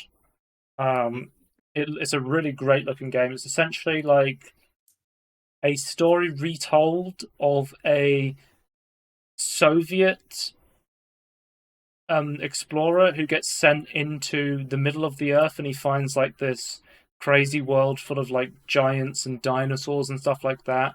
But it's being retold from his point of view to like this inspector with like a flashlight. So you're never sure if it's like, did this actually happen? Is he making this up? But you have to play through it, and the core gameplay is essentially it's a walking sim mixed with like some light like stealth elements, I would say. But I still thought it was really really fun, and it seemed like they did a good job of porting it to the Steam version and adding like higher resolutions and stuff like that. Okay. So that's what I voted for my game on the go. What did you vote for? I had an interest. I have an interesting pick here because it came out on Epic first, Right, but it technically was in the range for the Steam Awards. I chose Kenna, Bridge of Spirits. and what did you pick this one? I happened to be looking to whether I don't know why. I was just like the week leading up to me doing it. I just happened to be looking at this game, and I was like, I remember thinking, does this run on the Steam Deck? Yes, you can get it to run on the Steam Deck, but you need to turn some stuff down. And the video that I watched was like they were aiming for like 30 FPS. As I think I would have gone for 40. Like I'm looking at like the other Steam Deck stuff. Like I think 40 is the goal in my opinion. A golden 40, but yeah. I was surprised how good it still looked like with the settings turned down to get like that frame rate. Obviously, it's 720p only. Should we talk about our philosophies when it comes to the Steam Awards? Yeah, I will say I was only able to play one game that came out this year. Technically, I could not. So for anything me, else. Every single game I've nominated, I've personally played. But for you, you're more nominating based on stuff I've watched and interested in. Okay. Right. Otherwise, well, I mean, I could just say, and I voted for nothing. Yeah. I mean, we could do that, but I'm not going to. I want to at least talk about games that I am interested in. So yeah, I chose this because I haven't been looking at it, and I was like, oh, this actually runs. Because, I mean, I would have voted Minecraft because that runs on the Steam Deck. You can't run Minecraft on the Steam Deck. Yeah, you can. Not through Steam. Not through Steam, but it you can wouldn't run be the Linux eligible version. for a Steam award. No, it's not eligible for the Steam Awards. But I couldn't vote for Minecraft for two reasons. One, it's not on Steam, and one, it didn't come out this year. So this award, I think it was good to add a skip button if it was only for certain games, because I feel like a lot of people don't have Steam Decks, so this award doesn't make sense for a lot of people. A lot of people as well. I had the rare case where I played a game this year on Apple Arcade that was exclusive to Apple Arcade, and then came out on Steam this year as well. So I was able to nominate it. Yeah, good timing. I think most people as well would only want to vote for stuff they've played. Like most people aren't like following lots of games they're not playing. That's kind of weird. So yeah, I think it makes a lot of sense to do that. I think if you don't have the experience, how are you gonna vote for that? I think the game is probably going to win this award. Let's make predictions of what we're going to think is going to win it. I think Vampire Survivors is the obvious choice for this award. I've seen so many people talking about playing Vampire Survivors on the Steam Deck. It's a very simple game, very easy to run. I think it's one of the most. I think it's the top game on Steam right now is Vampire Survivors in terms of like reviews. Oh really? Okay. Yeah, Vampire Survivors. Almost 100%, wasn't it, at one point? And this is eligible because it came out in December of 21, right? It came right at the end. It came out of early access recently as well, which makes it doubly eligible as well. Double eligibility. It was still eligible even if it didn't come out of early access very recently. So, yeah, I think let's have a look. It has overwhelmingly positive with 159,000 reviews. It's crazy. That's insane, yeah. Let's move on to so let's go through the skip ones. This is VR Game of the Year award. The VR Game of the Year isn't merely masquerading as a regular reality. The game improves in reality, taking advantage of the medium of VR and pushing the boundaries of virtual realms. I put Among Us VR here. I love this game. I was memeing it up at the start that no other VR game was coming out, so Among Us VR would win by default. But I genuinely think that Among Us VR is a really, really good game. I love Shell Games. I think they're fantastic VR developers. I Expect You to Die and I Expect You to Die Too are some of my favorite VR games of all time. I love um, spy games, I guess, deduction, stuff like that. I guess Among Us is sort of like a hidden role game. You're sort of like being a spy almost. I guess it kind of fits into that category almost. Oh, I mean, I was a big fan of Among Us on the PC and the mobile. I thought it was does a the VR fantastic version game. have different game modes and things? Was it just like the main game mode? I think it's just the main game mode for now. Okay. I mean Um, that's still decent, but yeah. yeah, and it seemed like you couldn't really go too much into. Let's have a look. It says minigames play old and favorite for new. I guess the minigames are the tasks. It seemed like Yeah. so. I've played like 3 to 4 hours of this, and I played it all in the beta. I haven't gone back into it yet because I haven't gone back into VR since because my computer was broken and it was just destroying VR for me. Oh, would it crash like playing Yeah, VR? but I have this Okay. game. I haven't played it since its launch, but my understanding that it is essentially that the beta came out like just before it launched, so it's essentially the Yeah. same game. I see they're just Um, testing like make sure like multiplayer was yeah. working and there wasn't any obvious bugs. It seems like they've just done like a hacked DLC, and then they've done some bug fixes mainly Okay. since the initial release. Well, you never guess what I voted for. You didn't vote for Among Us VR, did you? I'm back from my SVR. Have a look. Among Us VR. Where is it? It's on the Yeah, here top, it number is. 2. VR Game of the Year Awards, Among Us VR. Why did you vote for Among Us VR? Because I you've thought heard it looked me talking interesting. I about it know. so much. Well, that as well. I did I did see like people play it and stuff, and it does actually look really cool. As I think I'm more interested in this as a VR game than like a normal top-down game. There Which will I think is be like the secret horror elements. so there will be I will be so for the Steam Award nominations. This will be different to my Games of the Year's award because there's certain games that haven't come out on Steam, and also there's games that I've yet to play yet, or um, will be in multiple categories. But the way the Steam Awards works, you cannot vote for a game in multiple categories. We also talk about honorable mentions when we do Yeah, game of the year stuff. yeah, because there's a couple of games like I've played Tentacular that came out this year, and that's an interesting game. I recently got Cosmonious High, which is essentially the new game from Job Simulator. I got that in a humble bundle, VR bundle that came out recently, which was very good. That gave me another game that came out in 2022 after the fall. There's a bunch of like 2022 VR game. Oh, that came out just at the end of 2021 actually, but it would be eligible for a Steam Award. And also Bone Lab came out this year, and I have not played it because I have not got around to play the original Boneworks yet either. Okay.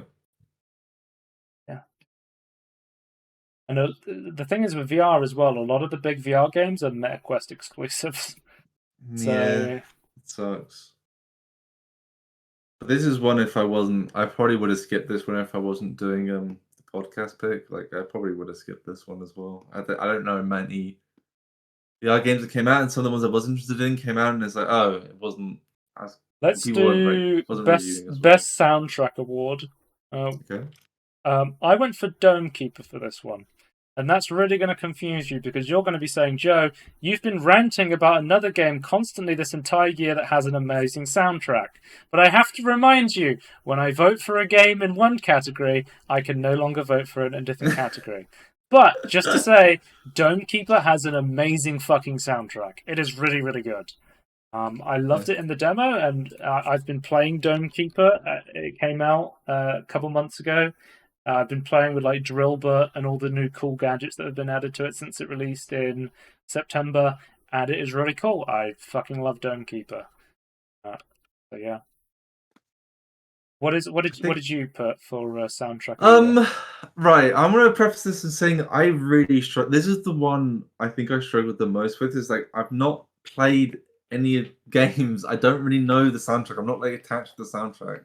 Right. But I did remember one. I was like, remember listening, like actually went and listened to like some of like the original sound. I don't know if some of all of his original soundtrack stuff. Some of it's like, but sounds that were in the game.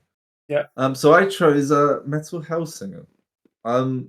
I actually really enjoyed listening to the songs, which Yeah. is They were surprising. that was the big thing when it came out. It's like there's tons of like established metal artists coming together to make this game. So I Well, played yeah, the well, demo didn't for this, and I thought it was like an interesting game. I'm someone who's not 100% sold on the combat FPS, yeah, like combat, like I rhythm suck at fighting that sort of genre. combat. Yeah. Maybe you should have voted for it for best game you suck at award. Uh okay. I wanted something else there, but I'll explain that at the time. But yeah, that it was. Yeah, this is. I just find it difficult because like I have weird things when it comes to sound stuff, and it's like I just happen to be this year. There's like Hmm. I'm not like massive like I don't hate metal or anything. It's like sometimes I Yeah. really like it, but like this year happened to be a year. It's like oh this is really good. Like I've been missing listening to metal for like a few years now. I was like this is Hmm. quite good. So it's like so that's what made me remind me of. But I still feel like there might be other games out there like oh this has a really good soundtrack. I didn't know it did.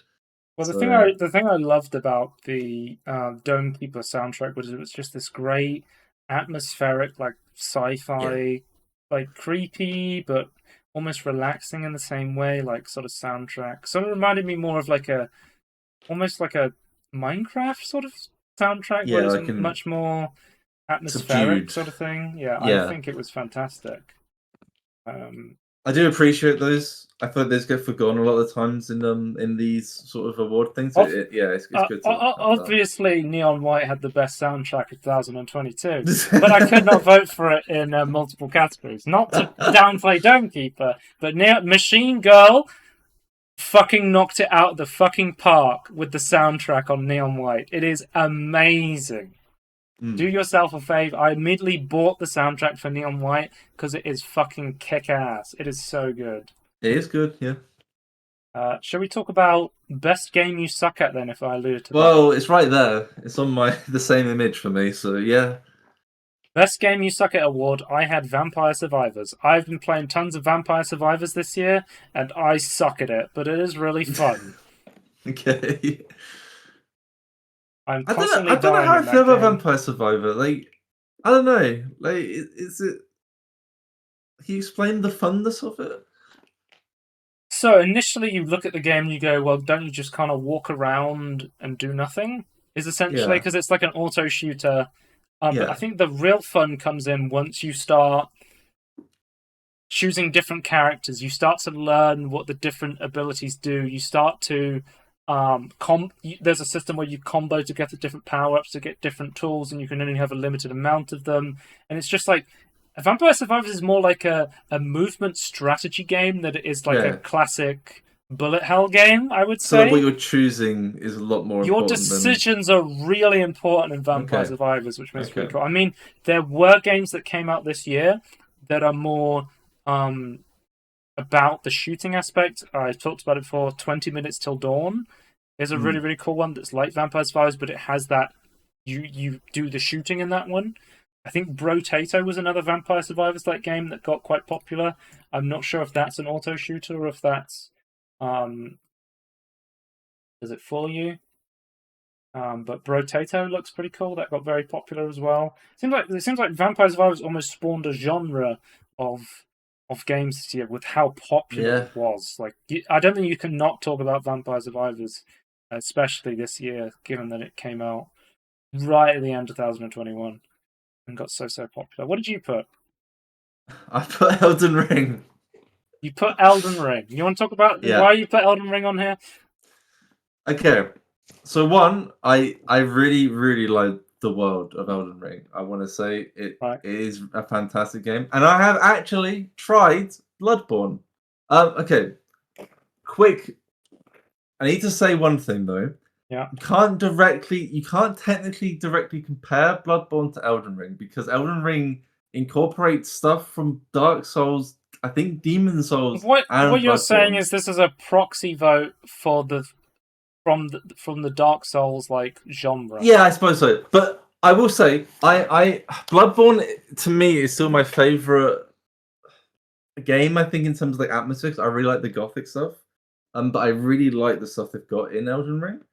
But we're talking about the stuff I'm bad at, and I suck at the game. Like it's not. I don't know. I'm not very good. I know it's like, oh, you just like learn like how the bosses go. I just found that they get crazy way too quickly, and I just can't figure out like the tells and things. So I Okay. suck. I suck at Soulsborne games. Sit back and relax award. I have Power Wash Simulator. This game is Okay. fucking relaxing as hell. I love this game. I talked about it in the previous year before it came out of early access, but I have been playing a ton of Power Wash Simulator this year as they released the full 1.0 update, the finishing of the story. I've been playing it with lots more friends. I've got one of my friends completely addicted to Power Wash Simulator. Yep. This game is by far the most relaxing game I've played in years. It is just so relaxing. I love this game. What have you got? Again, this is another one I had no idea. So I kind of just I found I was searching through like what games came out, and I was like, oh, this game came out. I didn't realize this. So I put Slime Rancher 2. Yeah, I remember Slime Rancher 1 was very relaxing when I played I that. So, absolutely love Slime Rancher 1. I still need to get further in it, and I mm. really like the look of Slime Rancher 2 looks really good, and I want to finish 1 and then I get 2 believe on a it's on sale. Games Pass as well, That's Slime good. Rancher 2, Yeah, so that's that's good really for that nice. game. I'm just so glad like there's like I feel like when we first looked at it, it was like not many people knew about it, and I'm just so Mm. glad it became really popular because like I think it's well deserved. Uh, Most Innovative Gameplay Award. I went for The Looker.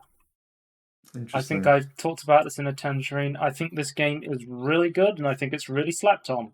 Not many people know about this game, but it has this. It is like the Stanley Parable mixed with Hmm. that not David Cage. What's his name? The guy who did Braid. I Uh, can't I not remember the just break.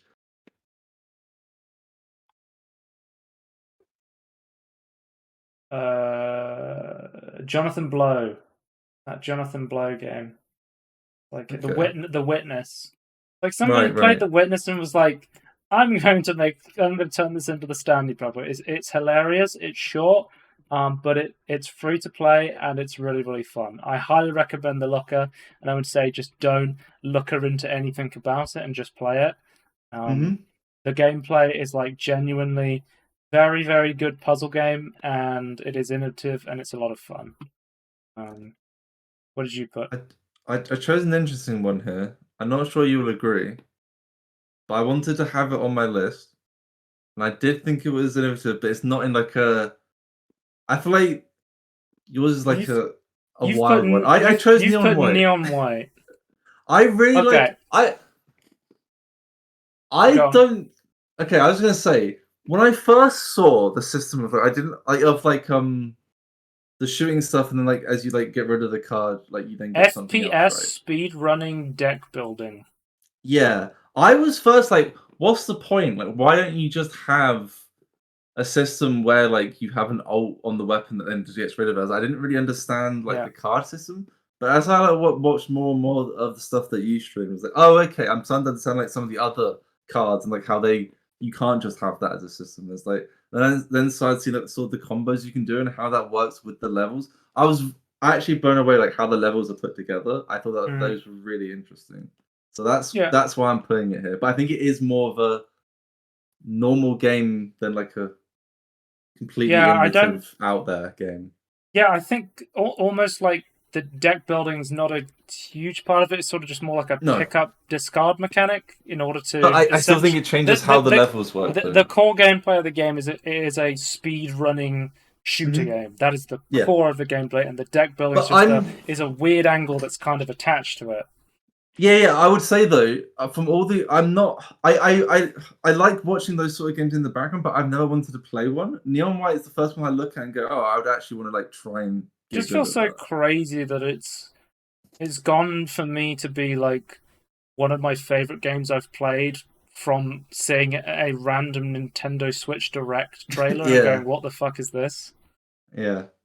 But I will say Um, it is weird to be in this category to some extent, but it kind of makes sense the way I was like yeah. look at the genre in general. Let's do Better with Friends. No, let's do Outstanding Visual Style Award. What did you? I had Fashion Police Squad. Oh, I thought Let's the Fashion talk Police about an Squad. Let's do. outstanding visually style game. You have to talk That's about the amazing. FPS, the Fashion I Police Squad. completely forgot about There FPS. is not a more visually stylish game than the FPS. This Oh, game is great. It is absolutely bonkers, but also yeah. one of the greatest love letters to boomer shooters I've seen Why? this entire year. It is Why is there no fantastic. funny award anymore? Yeah, I It don't used to be know. like a most comedic game. Yeah, Fashion Police Squad would definitely be up there. What did you put for this one? I put Dorf Romantic because it came out properly. It came out of early access, so it's eligible for a Steam Award. Yeah, Yeah, and this I game want to talk about it again. this game is very very cool looking. I would This agree is there. the second game on my list that I've actually played. I guess this is the first one we're talking about that I've actually played. So Yeah. I really like Dawn Romantic. I think people should look into it. It's not like, I think if you look at it, you go, oh, it's like a sit back and relax. I guess it could be relaxing depending what you want, but that's not how I Yeah. was looking at it. It's like there is like tactical stuff and like trying to like build out, I guess, as many tiles as possible. But I just really like the look of it. I really like this. I put it up there with like You know what would have been good? The game I played this year that would have been good for this. That came out last year, Townscape. I would have been a really yeah, good game for yeah. this as well. That's quite relaxing as well. Like I feel like Hmm. I would put, if both of us can count at the same time, I put one Yeah, in I relaxing meant and one in Townscape art. yeah, yeah.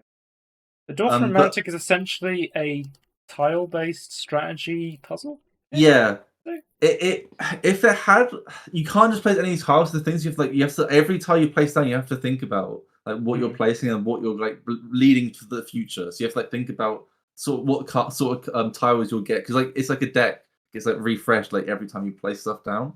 So it's like you have to always think about it. So it's not relaxing in that sense. I guess it's kind of, it's not like action. Like, it's not like fast paced or anything, but you have to like continuously think. But it looks so great, and it's like it's not Hmm. like, oh, you need to like get this certain number. It's like, oh, I just want to make my world look as cool as possible, like fill in the gaps. It's just such a brilliant system, and it looks so good. I love the different like seasons and things. It's I was amazing. just realised if we're saying this is the best visually appealing game, maybe I should show what it looks like. People should show Yeah, like the store that's page and true. stuff. That's true. I am Absolutely a sucker for this fabulous. sort of art, so Yeah. Next up, we have. Let's go for the Better with Friends award. What did you have for this one? okay. Well, this is the second game that I've actually played. I would be Rising. So I I got this game in a sale and I've yet to play it. It's under that category of multiplayer survival crafting that I've Yeah, banned myself from jumping onto.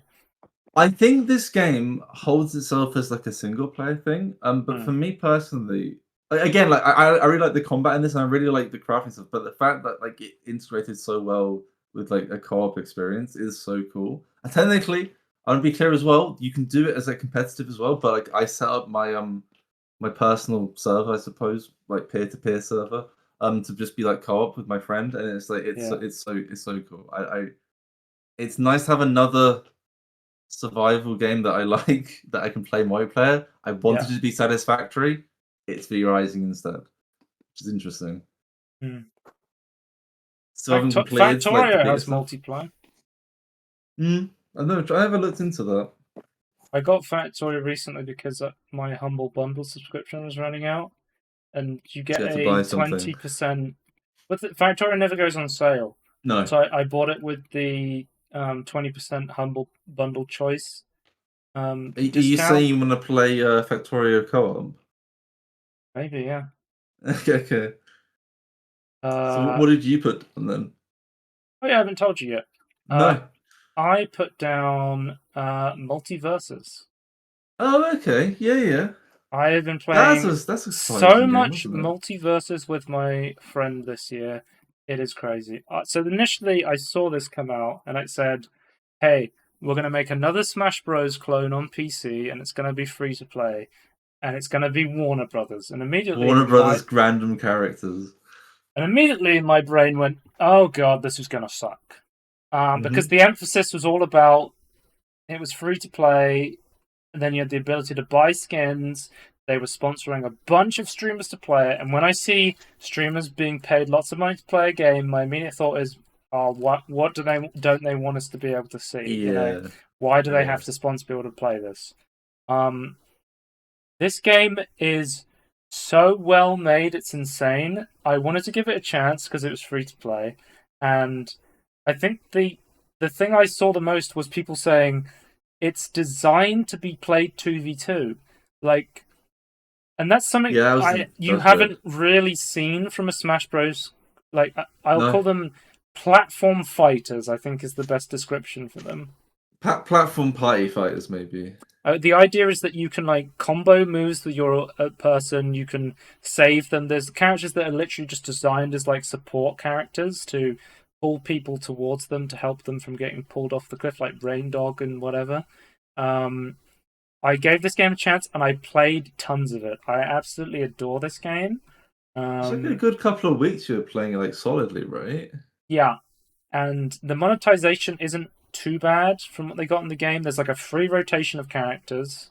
Um, and then you can earn points in the game. So I've bought a couple of characters now that I play a lot just through in-game currency, and then Yeah. they have it set up so they have a system where you can buy like the founders pack, which then gives you like a big roster of players. So essentially you can buy the game and then you get all the characters, or you could just play it free to play, which I think is a good way to do it.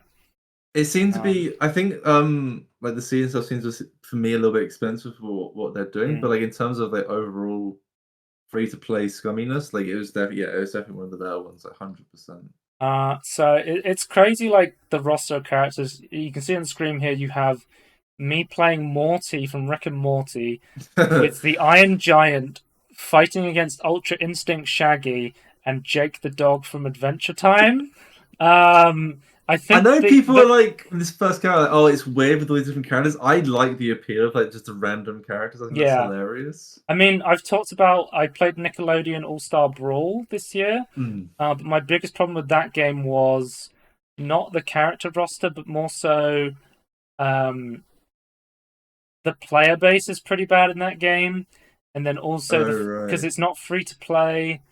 They gave it away as part of Humble Choice this year, which is why I played it. And the fact was, I just didn't, because of the play base, I just didn't have anyone to play with. But I was able to convince one of my friends to play with me. We just started playing tons of it. Um, and it's You're both like getting really good.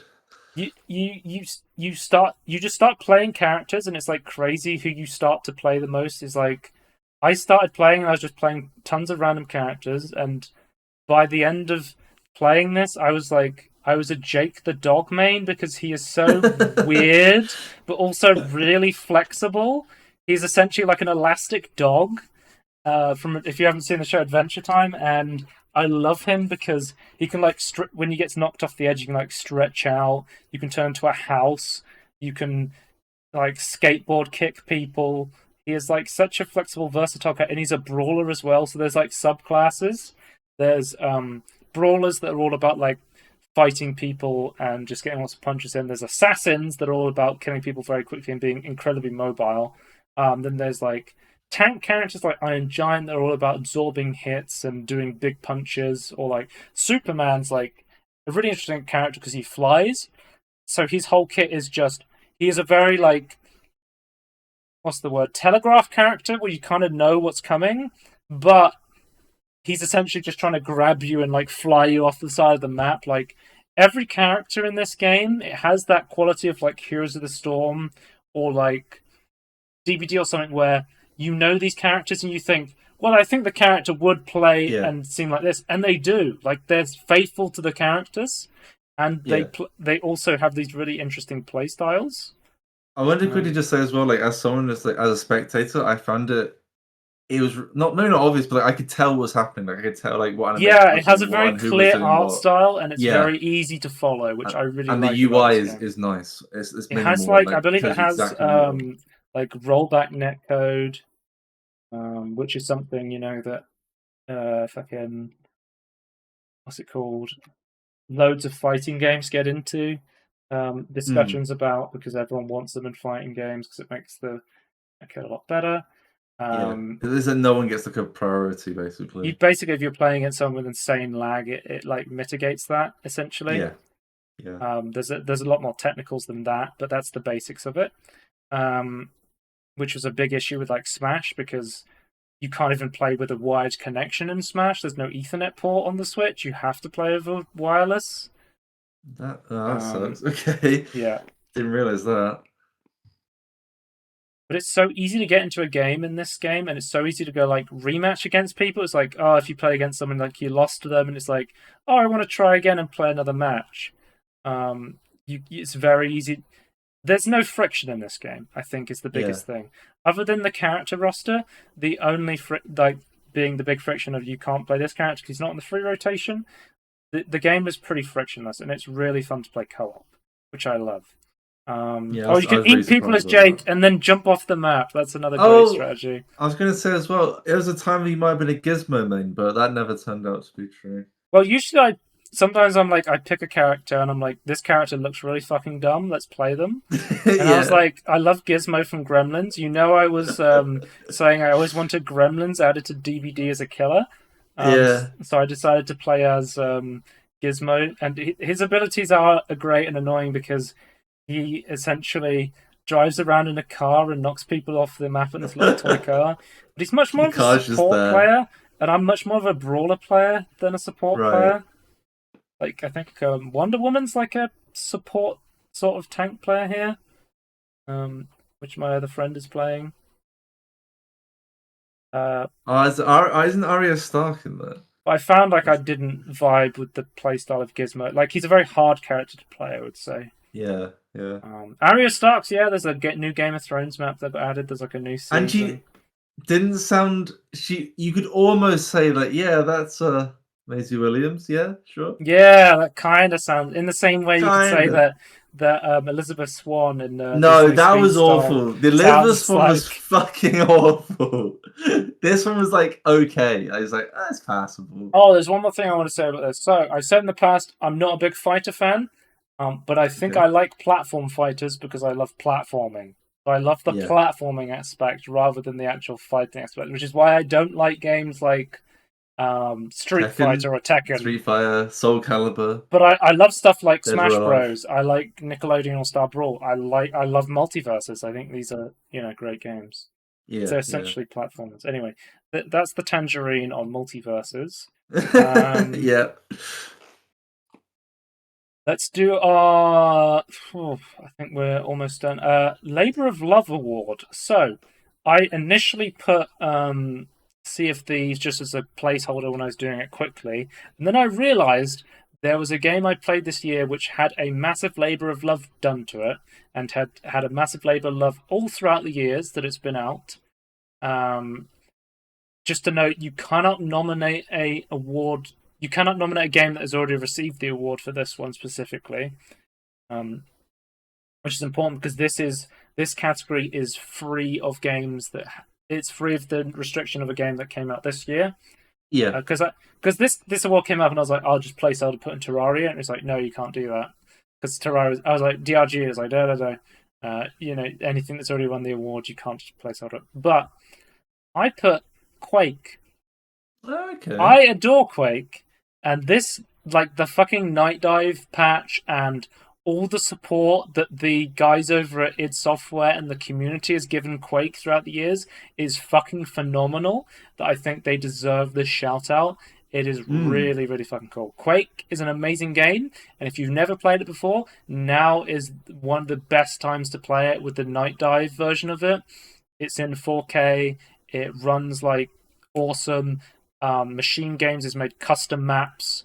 Um, there's more Quake content now from id and the other Bethesda guys and the community. I've been playing map packs. I've been playing Lego Quake. I've been playing Brutalist Quake map packs that people have made for a jam. This year has been about Quake for me, and I can't think of a game more deserving of this award than Quake. Okay. What did you put? I put Stanley Parable Ultra Deluxe. Yeah. I'm gonna have to. Even with that, I think that's weird even for me. But the games, a lot of games I play get like supported for a long period with like DLC and stuff, right? And like updates and things like City Skylines and Solaris. Yeah. I don't think I could put Solaris or City Skylines on this year. Again. I guess again for Solaris' sake. But I have done Solaris twice, but I've only done it on years that I thought like it was deserved. Right. What didn't Stellaris do this year to deserve the Labour of Love award? I don't think it's quite good enough. I think it's really good that they have the custodian team is there, like trying to like change stuff up and try and do stuff and things. But I don't think they've done enough to change stuff up enough. Maybe. So you put the Stanley Parable onto Deluxe, which is weird because it's a sequel to an existing game. Well, spoiler alert. Spoilers. The less you know about a Stanley Parable, the less you know. Yeah. But you could. It essentially started out as a way to port Stanley Parable to the consoles and add a couple of extra endings to the game, and has evolved into this behemoth that we now have, which is the Stanley Parable Ultra Deluxe. Yeah.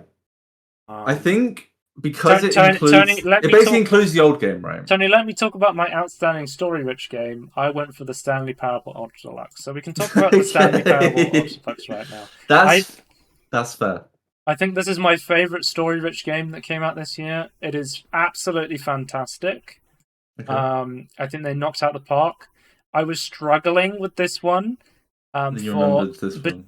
I was struggling between the Stanley Parable Ultra Deluxe and my Game of the Year award because I'm going to have to toss these two up when it comes to the podcast Game of the Year awards because they are so close in my mind in terms of quality. Yeah. So my thinking of this, because it's weird because it's a game that came out this year, right? Yeah. I was like, well, it's the first game with added stuff on, but it's also its own new game. And it's like, I just find the amount of stuff they've added and it's like the amount of detail they put in, it is like a labor of love in a way. They keep like coming back to this idea and like adding stuff. So yeah. But again, it is a new game. It's not just like an update. Yeah. So that's why it's a bit weird.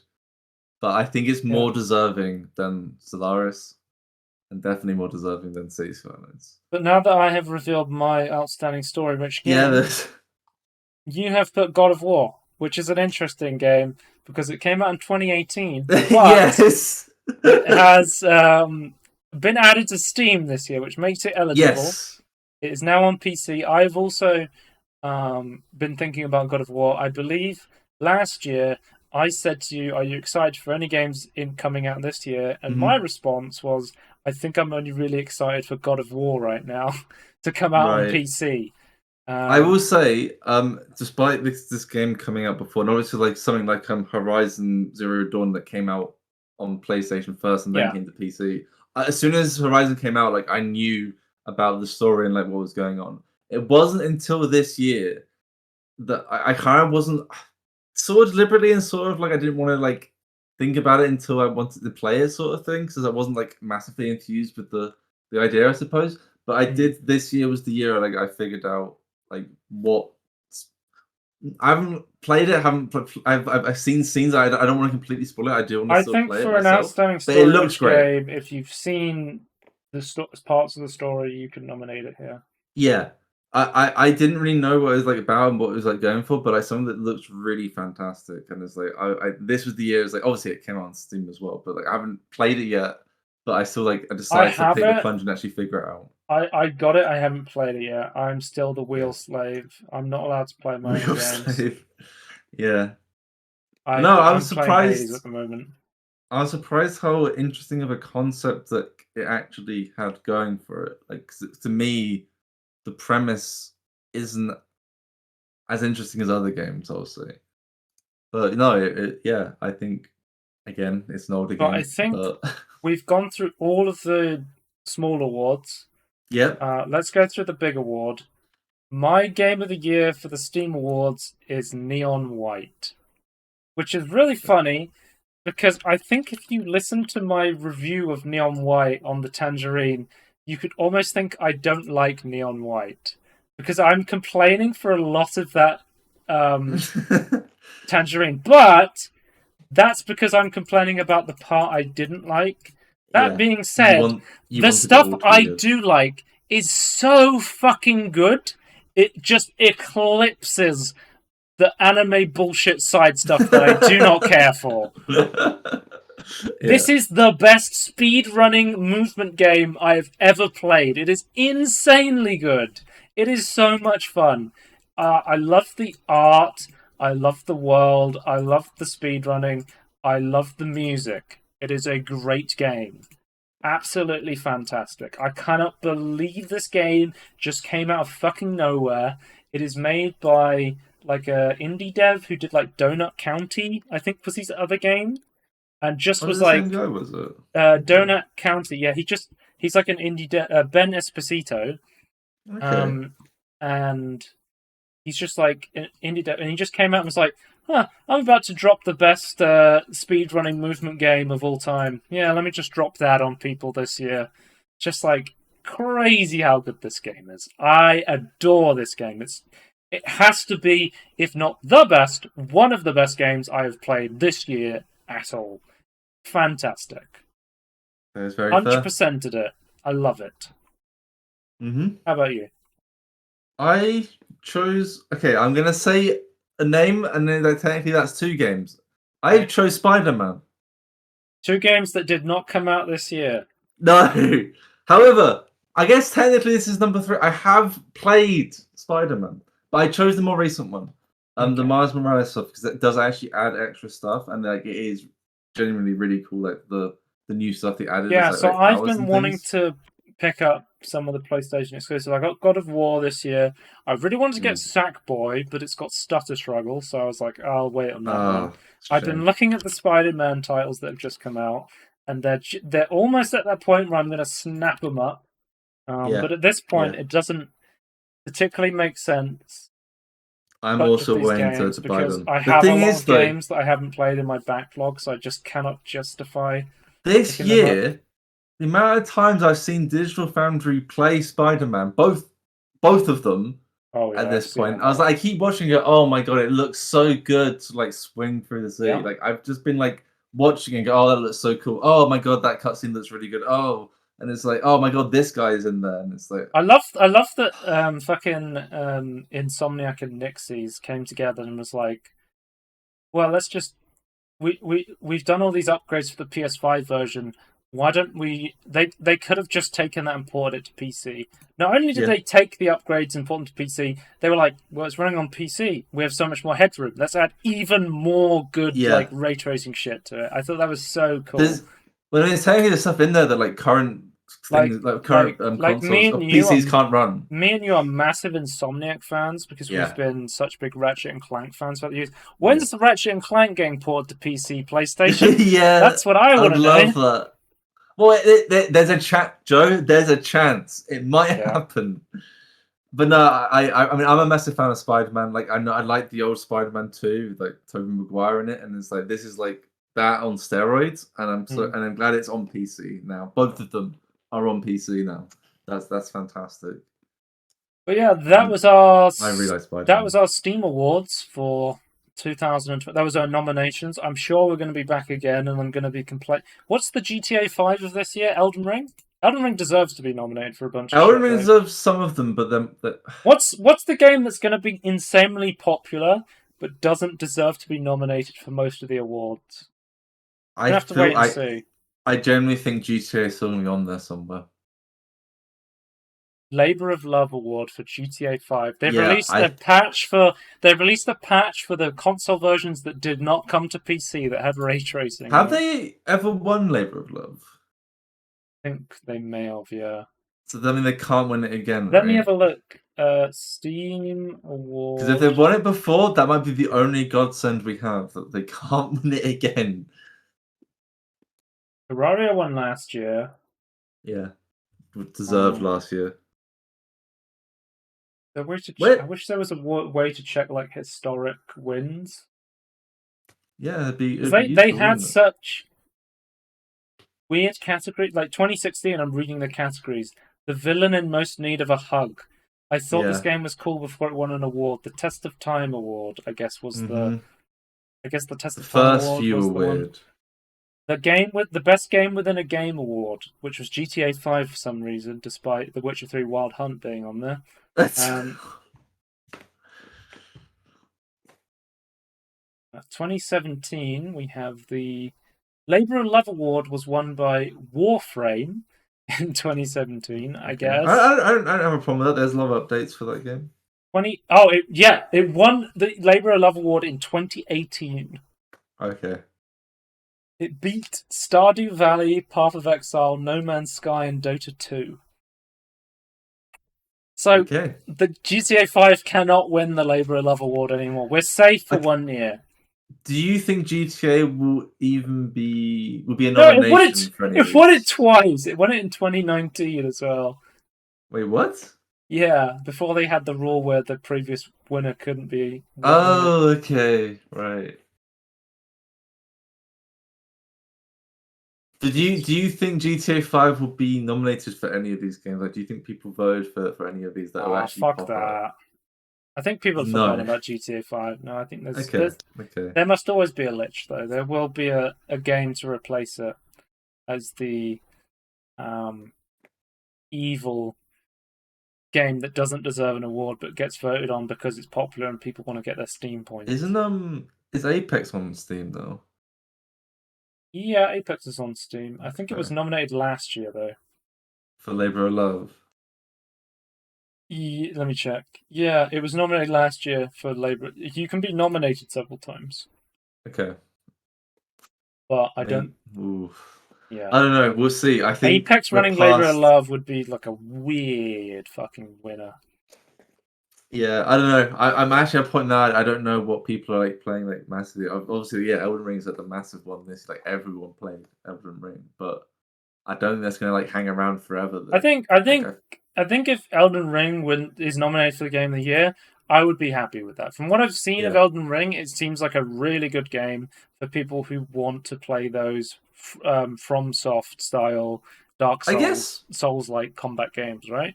I guess we're not meant to be mentioning this, but I guess from the Game Awards we have some indication that they might be adding more stuff and updates in the future now that they've won all these awards.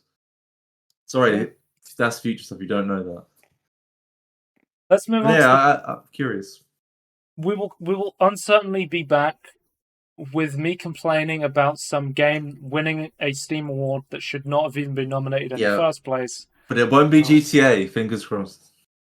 You can check us out and Everything In Between Podcast. If you type at Everything In Between Podcast on YouTube, youtube.com/at Everything In Between podcast.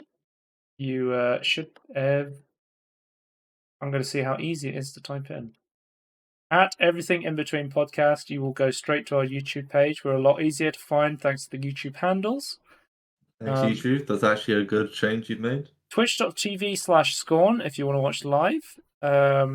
Or at Scorn2000 on Twitter if you want to follow me there for some reason. If you want to listen to the audio version, shows.acast.com/Everything In Between Podcast. If you click on the page there, they will have links to Apple Podcast and Spotify version if you want to listen to the audio version.